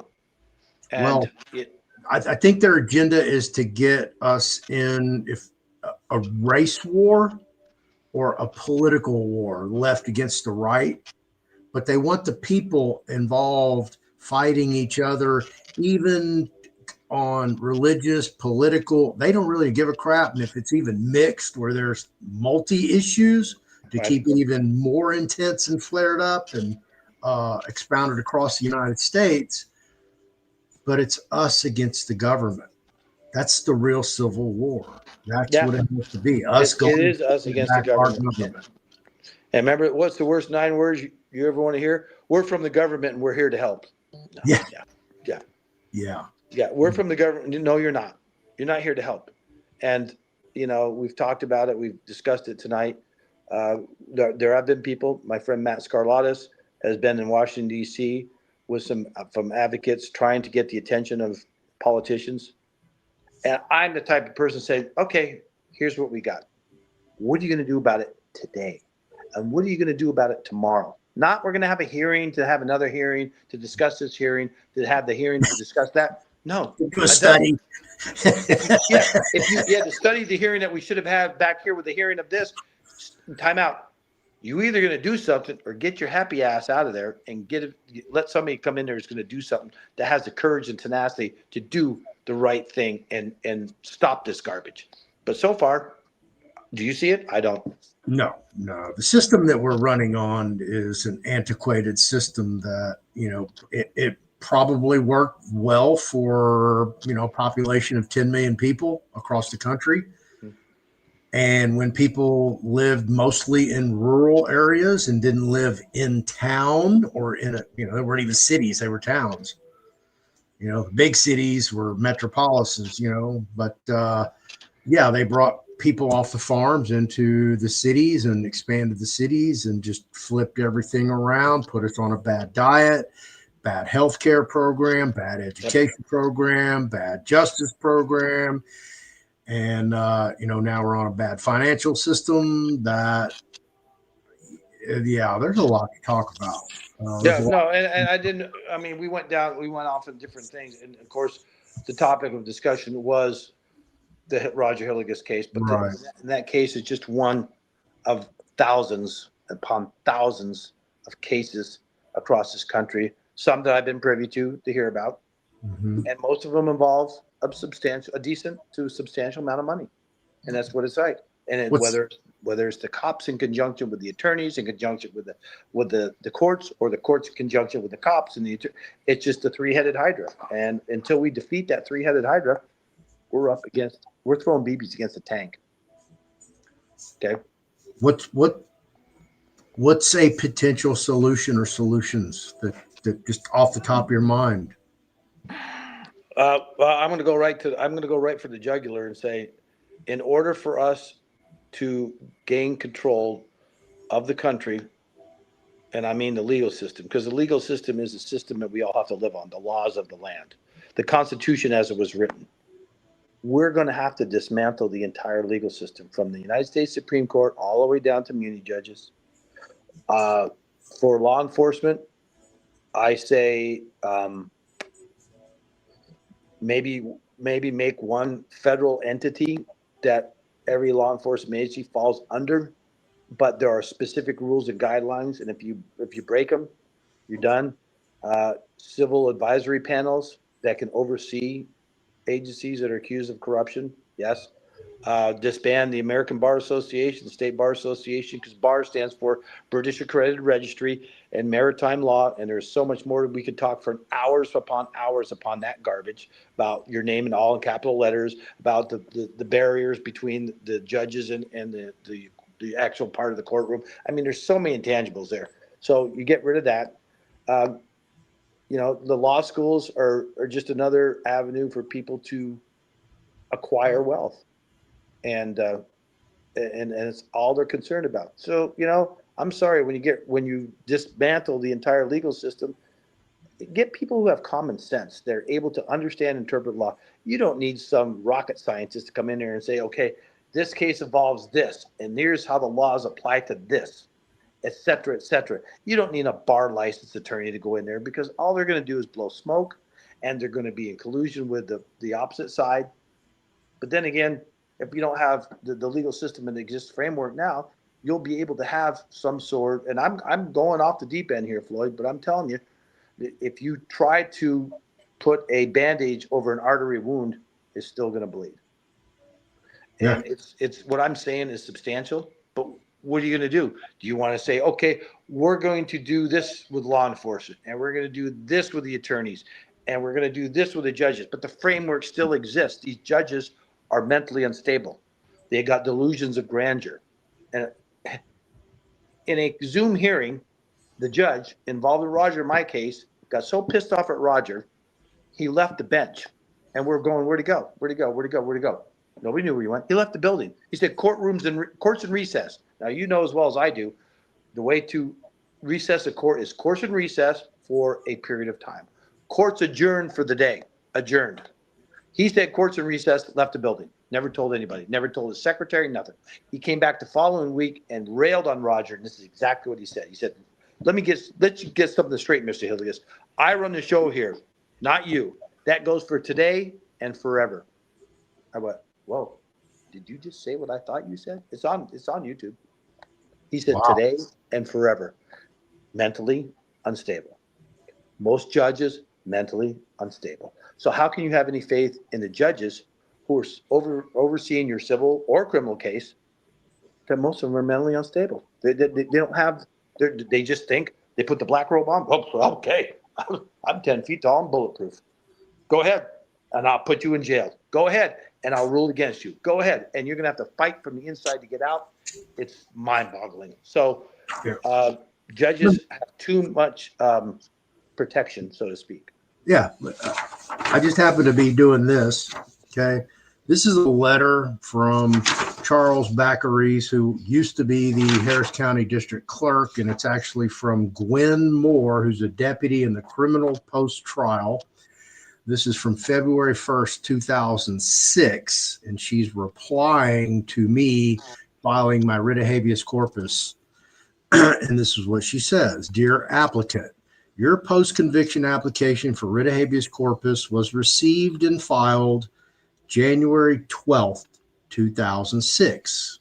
Article 1107 of the Texas Code of Criminal Procedure affords the state 15 days in which to answer the application after having been served said application. After the 15 days allowed the state to answer the application, the court has 20 days in which it may order the designation of issues to be resolved, if any. If the court has not entered an order designating issues to be resolved within 35 days after the state having been served the application will be forwarded to the Court of Criminal Appeals for their consideration pursuant to Article 1107, Section 3C of the Texas Code of Criminal Procedure. Now, I want you to pay attention to those dates. They're telling me they received it on January 12th. The state had 15 days to answer when they received it. So on the back of this, which is the next scanned entry, is the answer from the district attorney's office. Dear sir, I hereby acknowledge receipt of a copy of the above captioned post-conviction writ of habeas corpus filed pursuant to 1107, blah, blah, blah. I understand that I have 15 days in which to answer, and it is rubber stamped with, it looks like February 15th, 2006. Rubber stamped signature. And so for some reason, one city block, it took my writ habeas corpus a little over a month, almost a month, to get one city block, but somehow it made it 2 counties over in several days. Imagine that. Yeah. So, okay. So, You know, right. So the state had 15 days after it received it. So we'll just go from that 15th day, right? So by the 30th, their time's up, right? right. So then Right. the judge has 20 more days to do something, right? Right. Okay. So and I had to go back through literally probably 1,600 pages worth of documents to get all this shit in order to figure out what the hell really happened. So the state's acknowledgement was on the 15th. So they had 20 more days. So that would be February 16th would be the 20th day, but they say they received it on the 15th. So that would put it the 30th. So that would mean by February 20th, the judge would have to have either done an order designated the issues or forward it to the Court of Criminal Appeals. Okay. Right. February 15th, 2016 is when they received it.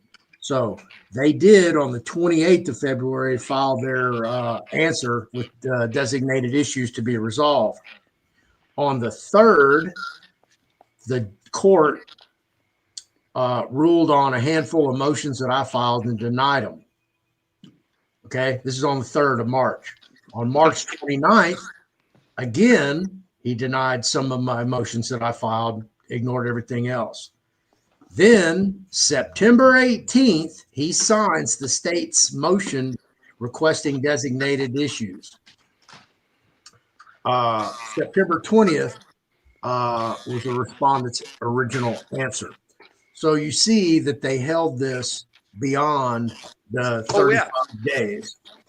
Not only did they hold it beyond the 35 days, they held it until when did it get to the Court of Criminal Appeals? August 2009. It finally got to the Court of Criminal Appeals. From 2006 to 2009. 2006 to 2009. Countless motions, countless writs of mandamus, a civil RICO, civil section 1983 to get my stuff forwarded lawfully.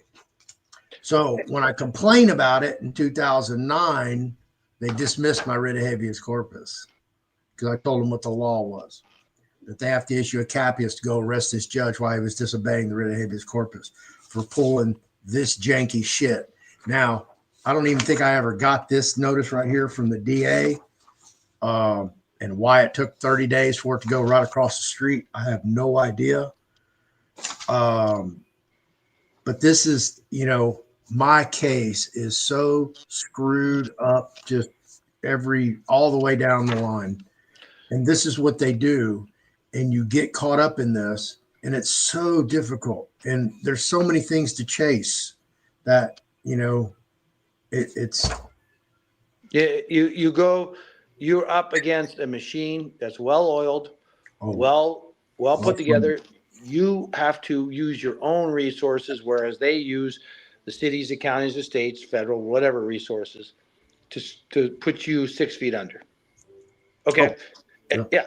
And unless you're independently wealthy and can live off whatever, you have to work and pay your bills and do whatever you have to do to live a normal life, normal being the key word there, because now you're up against a machine. So normality is taken out of it, but just to survive.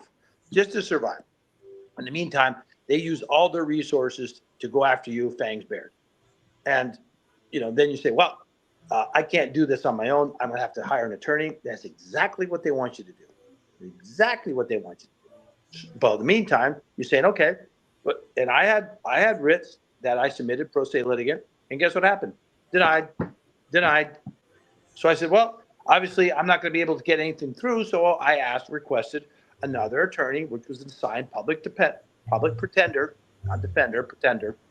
That was attorney number 4, who did exactly what the 3 previous ones did, which was zero, nothing, zero. I had Floyd. I had the officer in a falsified criminal affidavit that we found was fabricated after she got her butt handed to her in preliminary hearing. They went back and said, oh, we have to fix this because if we have to go to trial, we have to fix the mistakes we made back here. So they redid another affidavit of probable cause. Only Matt Scarlatus found out through a forensic investigation that they did it over a year and a half afterwards, but dated it when the initial one was done. I go, wait a minute. Is this the same probable cause affidavit? I'm looking at two of these, both the same dates back in 2019, but A has this and B has that. And Matt was able to find out through forensic analysis that they added all this stuff in, but testified that was done back in 2019, although it was done in 2022. Wow. And I'm like, game, set, match. We got them right here. Went to the AG's office, state AG's office, and went to every legal authority and that would do something about this. And so I said to my attorney, let's have a Franks hearing, bring her in so she can discuss her falsified second criminal affidavit, and also her testimony where she said, I was sorry, I was mistaken about saying what I said in my reports. And what did my attorney say? Number one, and number two, and number three, and number four, and no, we're not going to do that. I says, yeah. So I get what you're saying. The time frame you attest to is correct. But did they follow it? No. No. Or are they going to follow it? No. They're just like, screw you. We'll do whatever we want. And that's the problem. When you get into their arena, they have all the resources and the tools to say, you know what, Floyd? Too bad, so sad. What are you going to do now? What are you going to do now? You're going to fight them. You have to fight them. But they're just going to sit back and go, go ahead. Yeah. It's sickening, brother. It's sickening. I know we've been on 2 hours now. So yeah, let me tell you exactly how sickening it is, because I worked at when I was on the John M. Wynn unit in Huntsville. I worked in computer recovery, and that's kind of a misnomer name, but it's Texas Correctional Industries. The BOP has industry. I can't remember the name of it off the top of my something core. Doesn't matter. Anyway, they have one on the Wynn unit, and they have one over on a female unit in Gatesville, I believe. But all the electronics, printers, computers, laptops, cell phones, scanners, any of those type of electronics from all the state agencies, departments, bureaus, universities, colleges, hospital districts, et cetera, come to this facility to be either recycled, refurbished, or sold for scrap. Brother, this is the well-oiled machine you're up against. When they get a printer, they don't buy extra printer cartridges. They just run the printer until it's out of ink, and then they scrap the printer. They send it to computer recovery just because it's out of ink. Scanners, nothing wrong with them. They just got to get rid of them so they can replace them, so they can continue to get the same, or if not more, of their budget every 2 years. Because if they don't use all their budget, next time they go into session, they get that amount that they just spent, less of what they were allocated the prior 2 years. That's what they're doing. And I'm serious. Semi-tractor trailer after tractor trailer after tractor trailer after tractor trailer after tractor trailer after tractor trailer. I mean, pallets and pallets, and I mean, just nonstop. You know, we're working 6 hours a day, 5 days a week, processing this stuff coming in every day. And we would take those printers and put them in a stack on a pallet, and they had this industrial shrink wrapper. It's, you know, you put the pallet on there and it spun and wrapped it. And then they were sold for 5 cents a pound to this company over on Harwin Drive here in Houston, Texas. I got to go see the books one day. Somebody's like, look, Floyd, this is what they're really doing here. And I'm like, oh, man.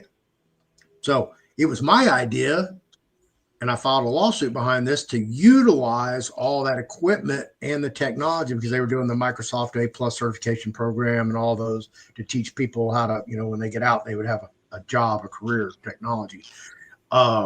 To build an intranet within the prison system, so we would have access to courts. We didn't have to use all law books. We could use access to Westlaw online, and we could also have an interface to communicate with every licensed bar attorney, every court, every clerk all over the world. So instead of carrying around, all of these law books, that they don't have in the law library, like O'Connor's or something else, something specified, or your trial record, your reporter's record that's, 6, 7, 8, 9, 10, 12 volumes, thousands of pages, got it on a little thumb drive or a disk drive. And all you got to do is just plug it into the law library, and you sit down in front of a mouse and a keyboard and a monitor and log on, do your writs, save everything, send your shit to the court, blah, blah, blah, blah, blah. Done. Nothing has to go through the mail room. There's nothing to read. No process. Real simple. Everything's clean. It's all on your thumb drive. They fought me on that. Yeah. Oh, bro, I can go on and on and on and on. I bet. I'm sure, and we'll. Yeah. I'm sure we'll. Yeah, it's amazing that we sit there now and talk about this stuff, and it's daunting. It's daunting. It's like you look at that mountain and go, how am I going to climb that?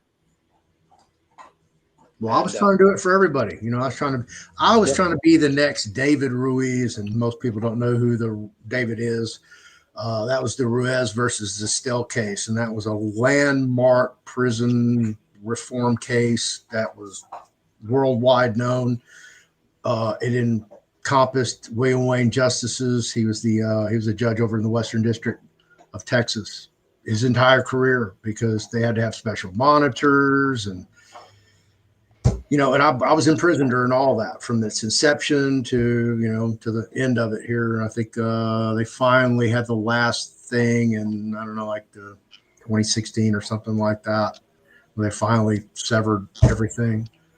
But the reform and what we can do. Are you part of any like Facebook groups, Telegram groups, TikTok groups? I'm on Telegram. I'm on TikTok. I'm trying to stay off Facebook because when I was on it before, it delved into a lot of drama that I didn't need. And I got some friends on there. My friend Michaela, another victim. She was attacked by a sexual predator and shoved out of a 5th floor window in Tennessee. She should have died. She's another staunch advocate for domestic violence, and she's a champion. She's unbelievable. She should be dead.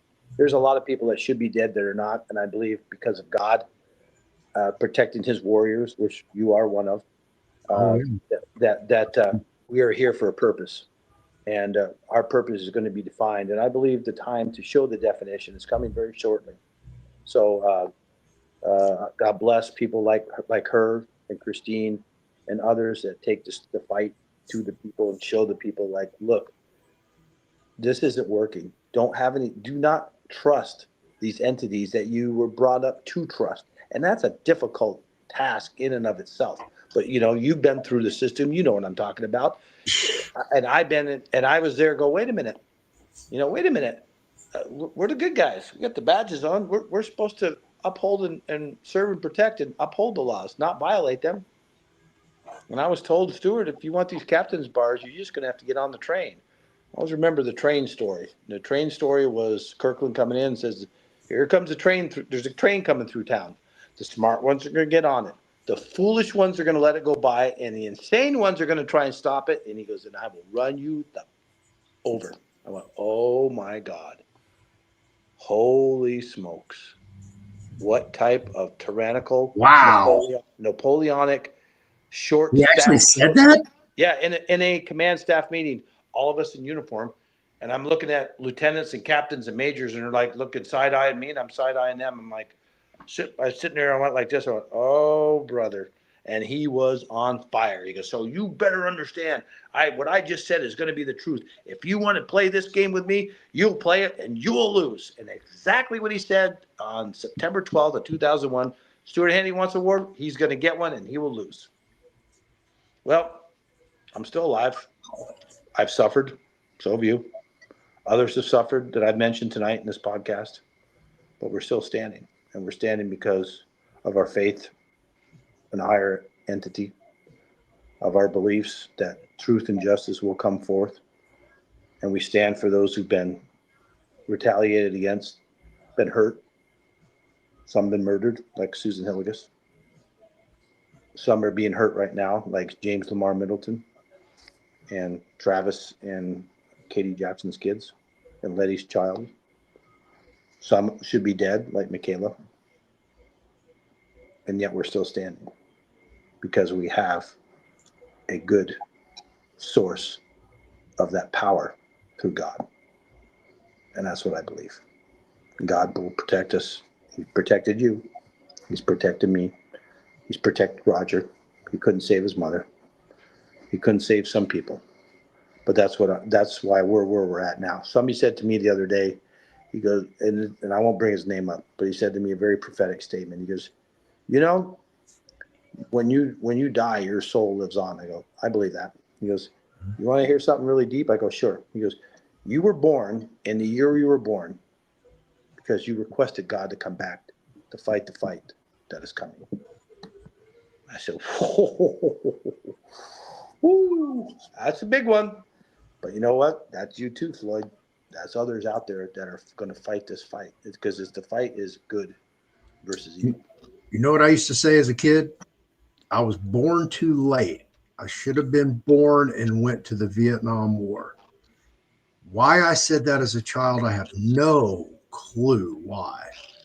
But I remember saying that a lot, and you saw the shit on, TV back then on, Walter sure Cronkite and yeah. And I didn't even go into the military. I didn't even think about going into the military. So I guess think about it was for something else and something much grander than and it is physicality in front of me. That's it is. I missed the wars too, brother. I was either too young or too old. Yeah. So are you. So guess what? The fight is coming. It's coming upon us. It's just absolutely a battle between good and evil. Good and evil. And so we will fight together. Absolutely. Yeah. Stuart, thank you very much. Let's get together. I know it's late right now, especially on your end. So let's get together tomorrow and schedule something for upcoming. I want to, and I will get a hold of some of my people are going to the memorial tomorrow in Arizona. Okay. But I will reach out to them, and I would love to have a panel because I think the people that I will bring to your show will be unbelievable. It really will be. Okay. So all I want to say is thank you. You're more than welcome. If you have enough people, and I'm sure you do, I do. Let's try to do like an elderly panel. Yes. And then one on the children, and then maybe whatever other topic, some family court, probate, whatever that looks like. Yeah. I'll be more than happy to set that up for you. I appreciate you. For them, it's not for me. Yeah. It's for all of us. It's for all of us. And without people such as yourself, there's going to be people are going to be in the dark. But now it's time to show the light, and it'll be God's light that'll be shown through the good, and we will go up against the evil. And that fight is coming sooner rather than later. So God bless you, and thank you for allowing me tonight. Yeah, thank you, Stuart. I really appreciate it. You have a safe and happy weekend. Yep. God bless you, sir. God bless you too, sir. Good night. There you go, folks. That was Stewart Handte, former Nevada County Sheriff, state trooper, 30-year career. And they all turned their back on him. And if not that, now they're pursuing him. Absolutely. For those of you who never tuned into the High Noon show that I used to run when I had Anita on, who was a county clerk. She was a clerk for the county. Yeah, the county clerk.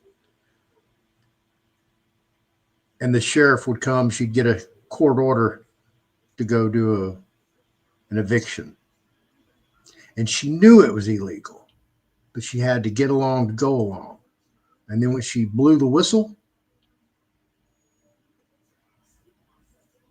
all those friends that she thought she was friends with, all her coworkers, the ones she went and ate lunch with, talked about their kids and their grandkids and life and probably some women's issues, all turned their back on her. And this is what happens. You think you're in a cadre of good people that are going to do the right thing when, you know, it really comes down to it. And then you find out, wow, it's really not that way at all. It's just like I really heard it was, but I didn't want to believe it because those people were criminals, right? But those of us who can stand here and talk to you and tell you from our own experience and show you in black and white what these people have done. Here it is, black and white. Here it is, black and white, folks. It's overwhelming. Overwhelming. I didn't give my nickname Fearless Floyd. I didn't create that. That was given to me by one of my cellies, Michael Wayman Wilson. He's over on the Ramsey 1 unit. Go write him in Rocheron, Texas. He'll tell you, yeah, I gave him that name. He gave it to me because of all the litigation that I was doing. The way I talked to the administration, because they were no different from me. They were criminals. They've killed people. They've executed people. They've watched people being killed. They've turned a blind eye, allow people to get raped. Yeah, it's just part of the system.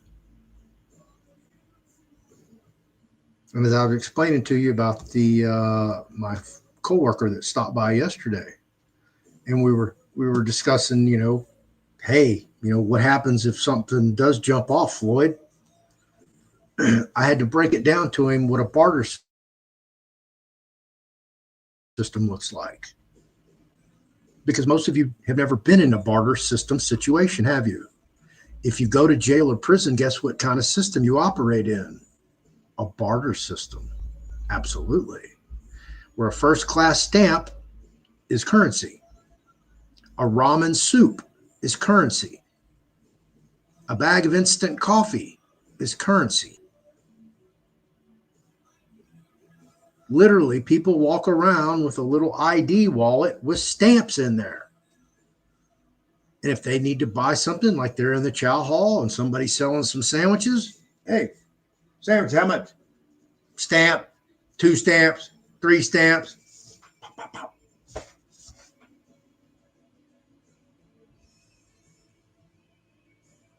It's a completely different lifestyle to live on a barter system. And I know I'm off topic, but the only way we're going to substantiate any type of meaningful change in the United States of America is for the people, the enlightened ones like ourselves and all my audience watching, to come together and make change. And that's going to probably be very messy and very ugly. And I don't know if people have the constitution to live up to the founders of the United States of America. The ones who did sacrifice everything to even come over here and reestablish this country and draft such outstanding instruments that have, for most part, stood the test of time, who had built-in mechanisms to prevent what we're going through right now, yet those mechanisms, corners have been rounded off, sanded down, eroded. But unless we take action, more people are going to die. More children are going to be trafficked. More children are going to be sexually assaulted. Yes, you heard me. And when children are sexually assaulted, generally, statistically, it fractures their mind and they become a sexual predator themselves. So all it does is spread the disease. The manifestation of the cottage industry of human trafficking through governmental authorization has to stop. And until we all band together and stop it, it's going to continue. Stay tuned. I'll have Stuart on. I'll have Tanawa and Jessica on next week. I don't know when. I know they're free this weekend. Jessica tuned in. I'm not advocating for civil war or civil unrest or anything like that. I'm always the one that wants to sit down and have an adult conversation, not to be confused with a adult conversation. Did you hear that? An adult? You think they don't use wordplay on us? English language is a mofo. So, I try to do what I can when I can. I'm going to continue to talk, continue to have people on here. I'm going to continue to fight for the underdog who can't fight for themselves. If you want to shut me up, come beat me up. That's what I tell everybody. I don't know what my real true purpose is yet. Believe me, I don't know. It's still a mystery to me. But I just wake up and do what I do every day. And this is part of what I do. Present people and their stories. I can't change the world. All I can do is present the stories, and hopefully we can all come together and change the world. If you think Donald Trump's going to come save the world and save this country, forget it. That's not happening. Do not expect anybody from the Democratic or Republican Party to come do anything beneficial for you, your family, your employment, your finances. The monetary system has to collapse. It's going to collapse. I'm going to do some videos. I was blown away when I heard Trump today. So I'm going to do some segments just on Trump. Stay tuned. I have no idea what I'm going to do next week. I don't have anybody scheduled. It's wide open. I'm going to do everything at 8 p.m. from now on. Some will be live. Some will be pre-recorded. But I'm going to do what I can. That seems like a really good time.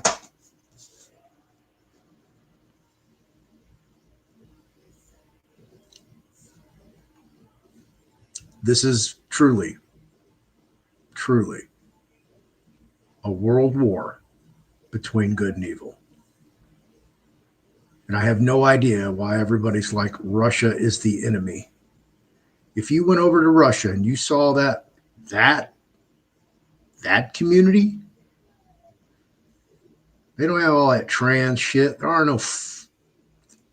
no people out in the streets rioting. There's no people trying to protest ICE deporting people. There's no open homosexuality. It's a clean country. It's a well-run country. It's a Christian country. I think we should aspire to be more like Russia than Americans, because we really do not have a good reputation worldwide. As much pride we have in our country, our flag, our states, the rest of the world looks at us as tyrannical bullies who will do anything and everything to remain the alpha dog. Whether it's political assassination, extortion, you name it. The United States government's fully capable of conducting it. This is a international criminal conspiracy. What's going on with the human trafficking, with CPS and adult protective services? It's an industry. They've turned it into an industry. It's a money-making machine for everybody involved, except the people that are harmed and injured. And then there's the commodities, the victims themselves, the ones that are being trafficked. Imagine being elderly, worked 40 years hard, you retired, you're just trying to enjoy the rest of your life, and you get torn from your home, thrown in a assisted living care. You don't know anybody. You don't have any friends. Everything is strange. It's a new environment. The people are mean. They're forcing you to take medication. They're making you eat foods that you've never eaten before, that you would probably never eat because they're so toxic.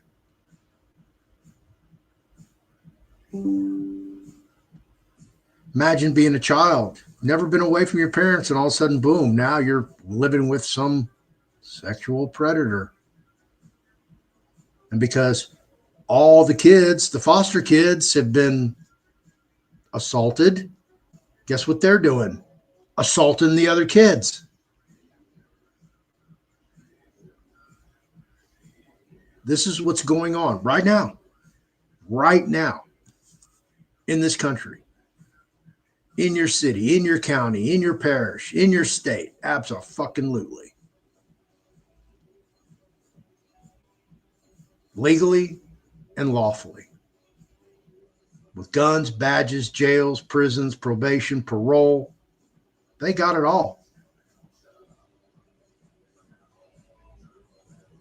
And then when they post the rules in their books, not this book, but, their rules of court, whatever that looks like, and then they don't follow the rules, and then they make you hire some clown to represent you to the court. Because when you hire an attorney, and I don't care who you are, according to the United States Supreme Court, when you hire an attorney, counsel, you're telling everyone, I'm mentally incompetent to handle my own legal affairs. You just told everybody you're legally incompetent. So theoretically, every time Donald Trump hires an attorney, he's telling everybody, I'm legally incompetent. But he's running the country. And who is his attorney? In that big RICO thing down in Fulton County, Sidney Powell. Wasn't she the first one to cop a plea bargain there in Fulton County? And what did she do? Lawyered up.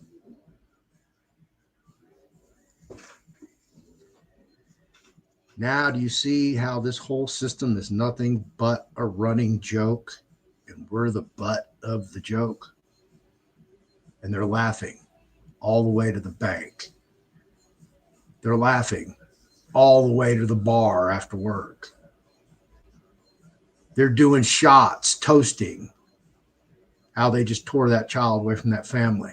How they just secured another life sentence without parole with flimsy evidence. No confession. I know they do. I know the bar they go hang out in downtown Houston.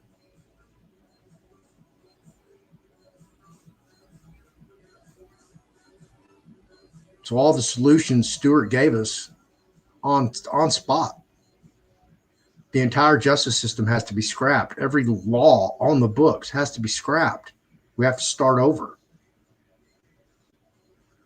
We have a toxic, poisonous, arcane legal system that no one person knows all the laws. I don't care who they are or where they're at. 800 new laws were passed September 1st in Texas. 800 new laws. How did they find the time in 2 years to draft 800 new laws? But somehow they managed to do it. And I guarantee you, if I call the chief of police of Houston, Texas, if I called the sheriff of Harris County, if I called the constable of Harris County, if I called the chief of Metro Police, even the city mayor, the county commissioner, hey, can you tell me what 10 of the last 800 laws were that were just passed September 1st? And I guarantee you, they couldn't tell me 10 of 800. 10. I've been through the system. I know the system's a failure from the word go. And it has to be completely redone. And until we have the temerity to make that an effectuative proposition, it's going to get worse. Oh, you don't even know what's coming. While they're rounding up all these worst of the worst illegal aliens, some of them with state charges, what are they doing with them? They're dumping them right into the state penal systems. Yeah, that's what we need, right? More prison gangs.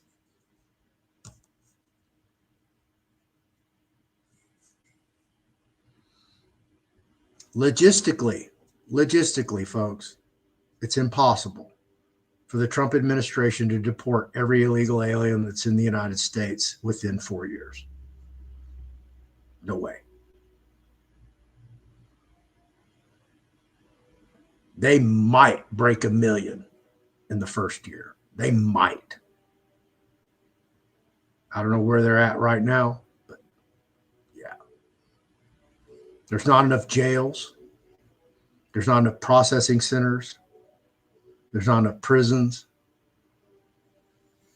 There's not enough personnel.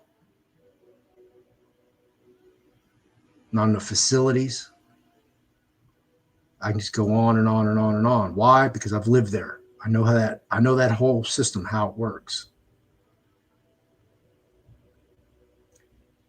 We really didn't dive into the whole trust issue.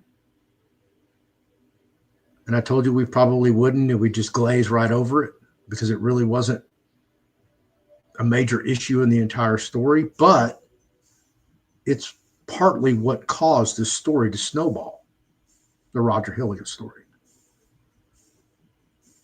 Because everything was done correctly. But it was the attorney. The same attorney who created the trust was allowed to go back in and access the trust and divert assets, questionably, to the daughter Robin.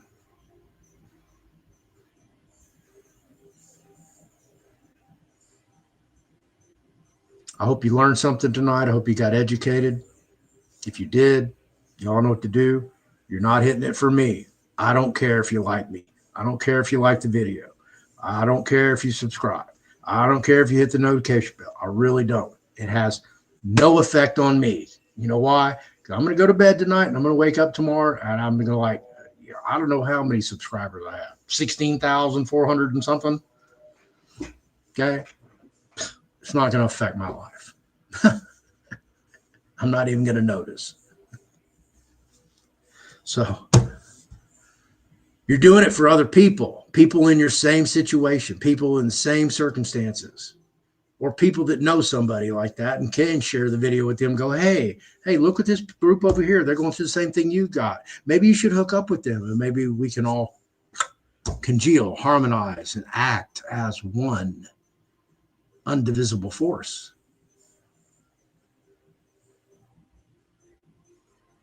Right?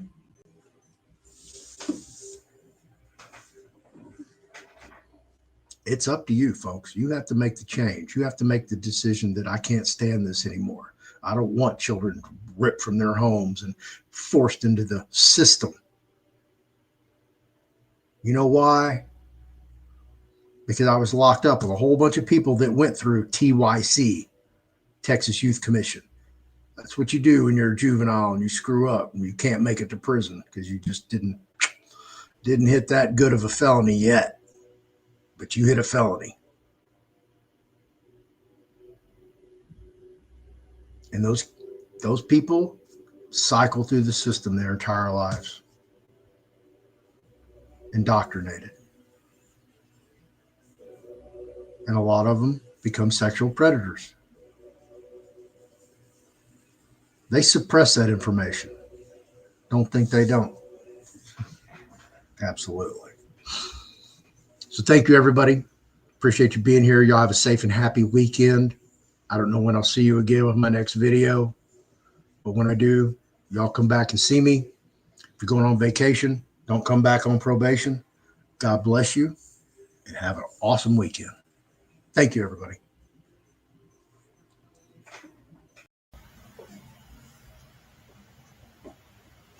Thank you for hanging around after the show. I want to present to you Tailor-Made Trust, featuring Ann LaFleur's Trust Series, available at tailormadetrust.com, as well as thefearlessfloydshow.com store. Here are a handful of the available trusts that can be built, custom tailored to your needs and desires. 25 different trusts, plus the DNA trust addendum.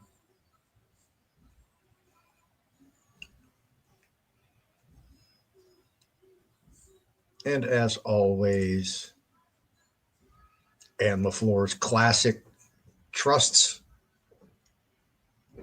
and ancillary classes, and also Ann's books on trust and specialty trust, which I also co-authored.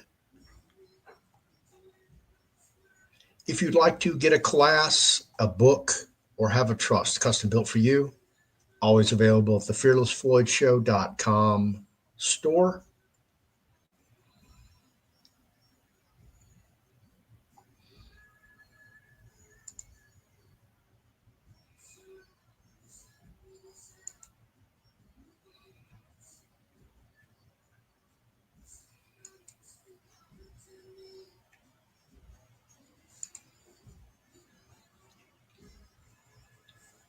And I'll see you in the next show.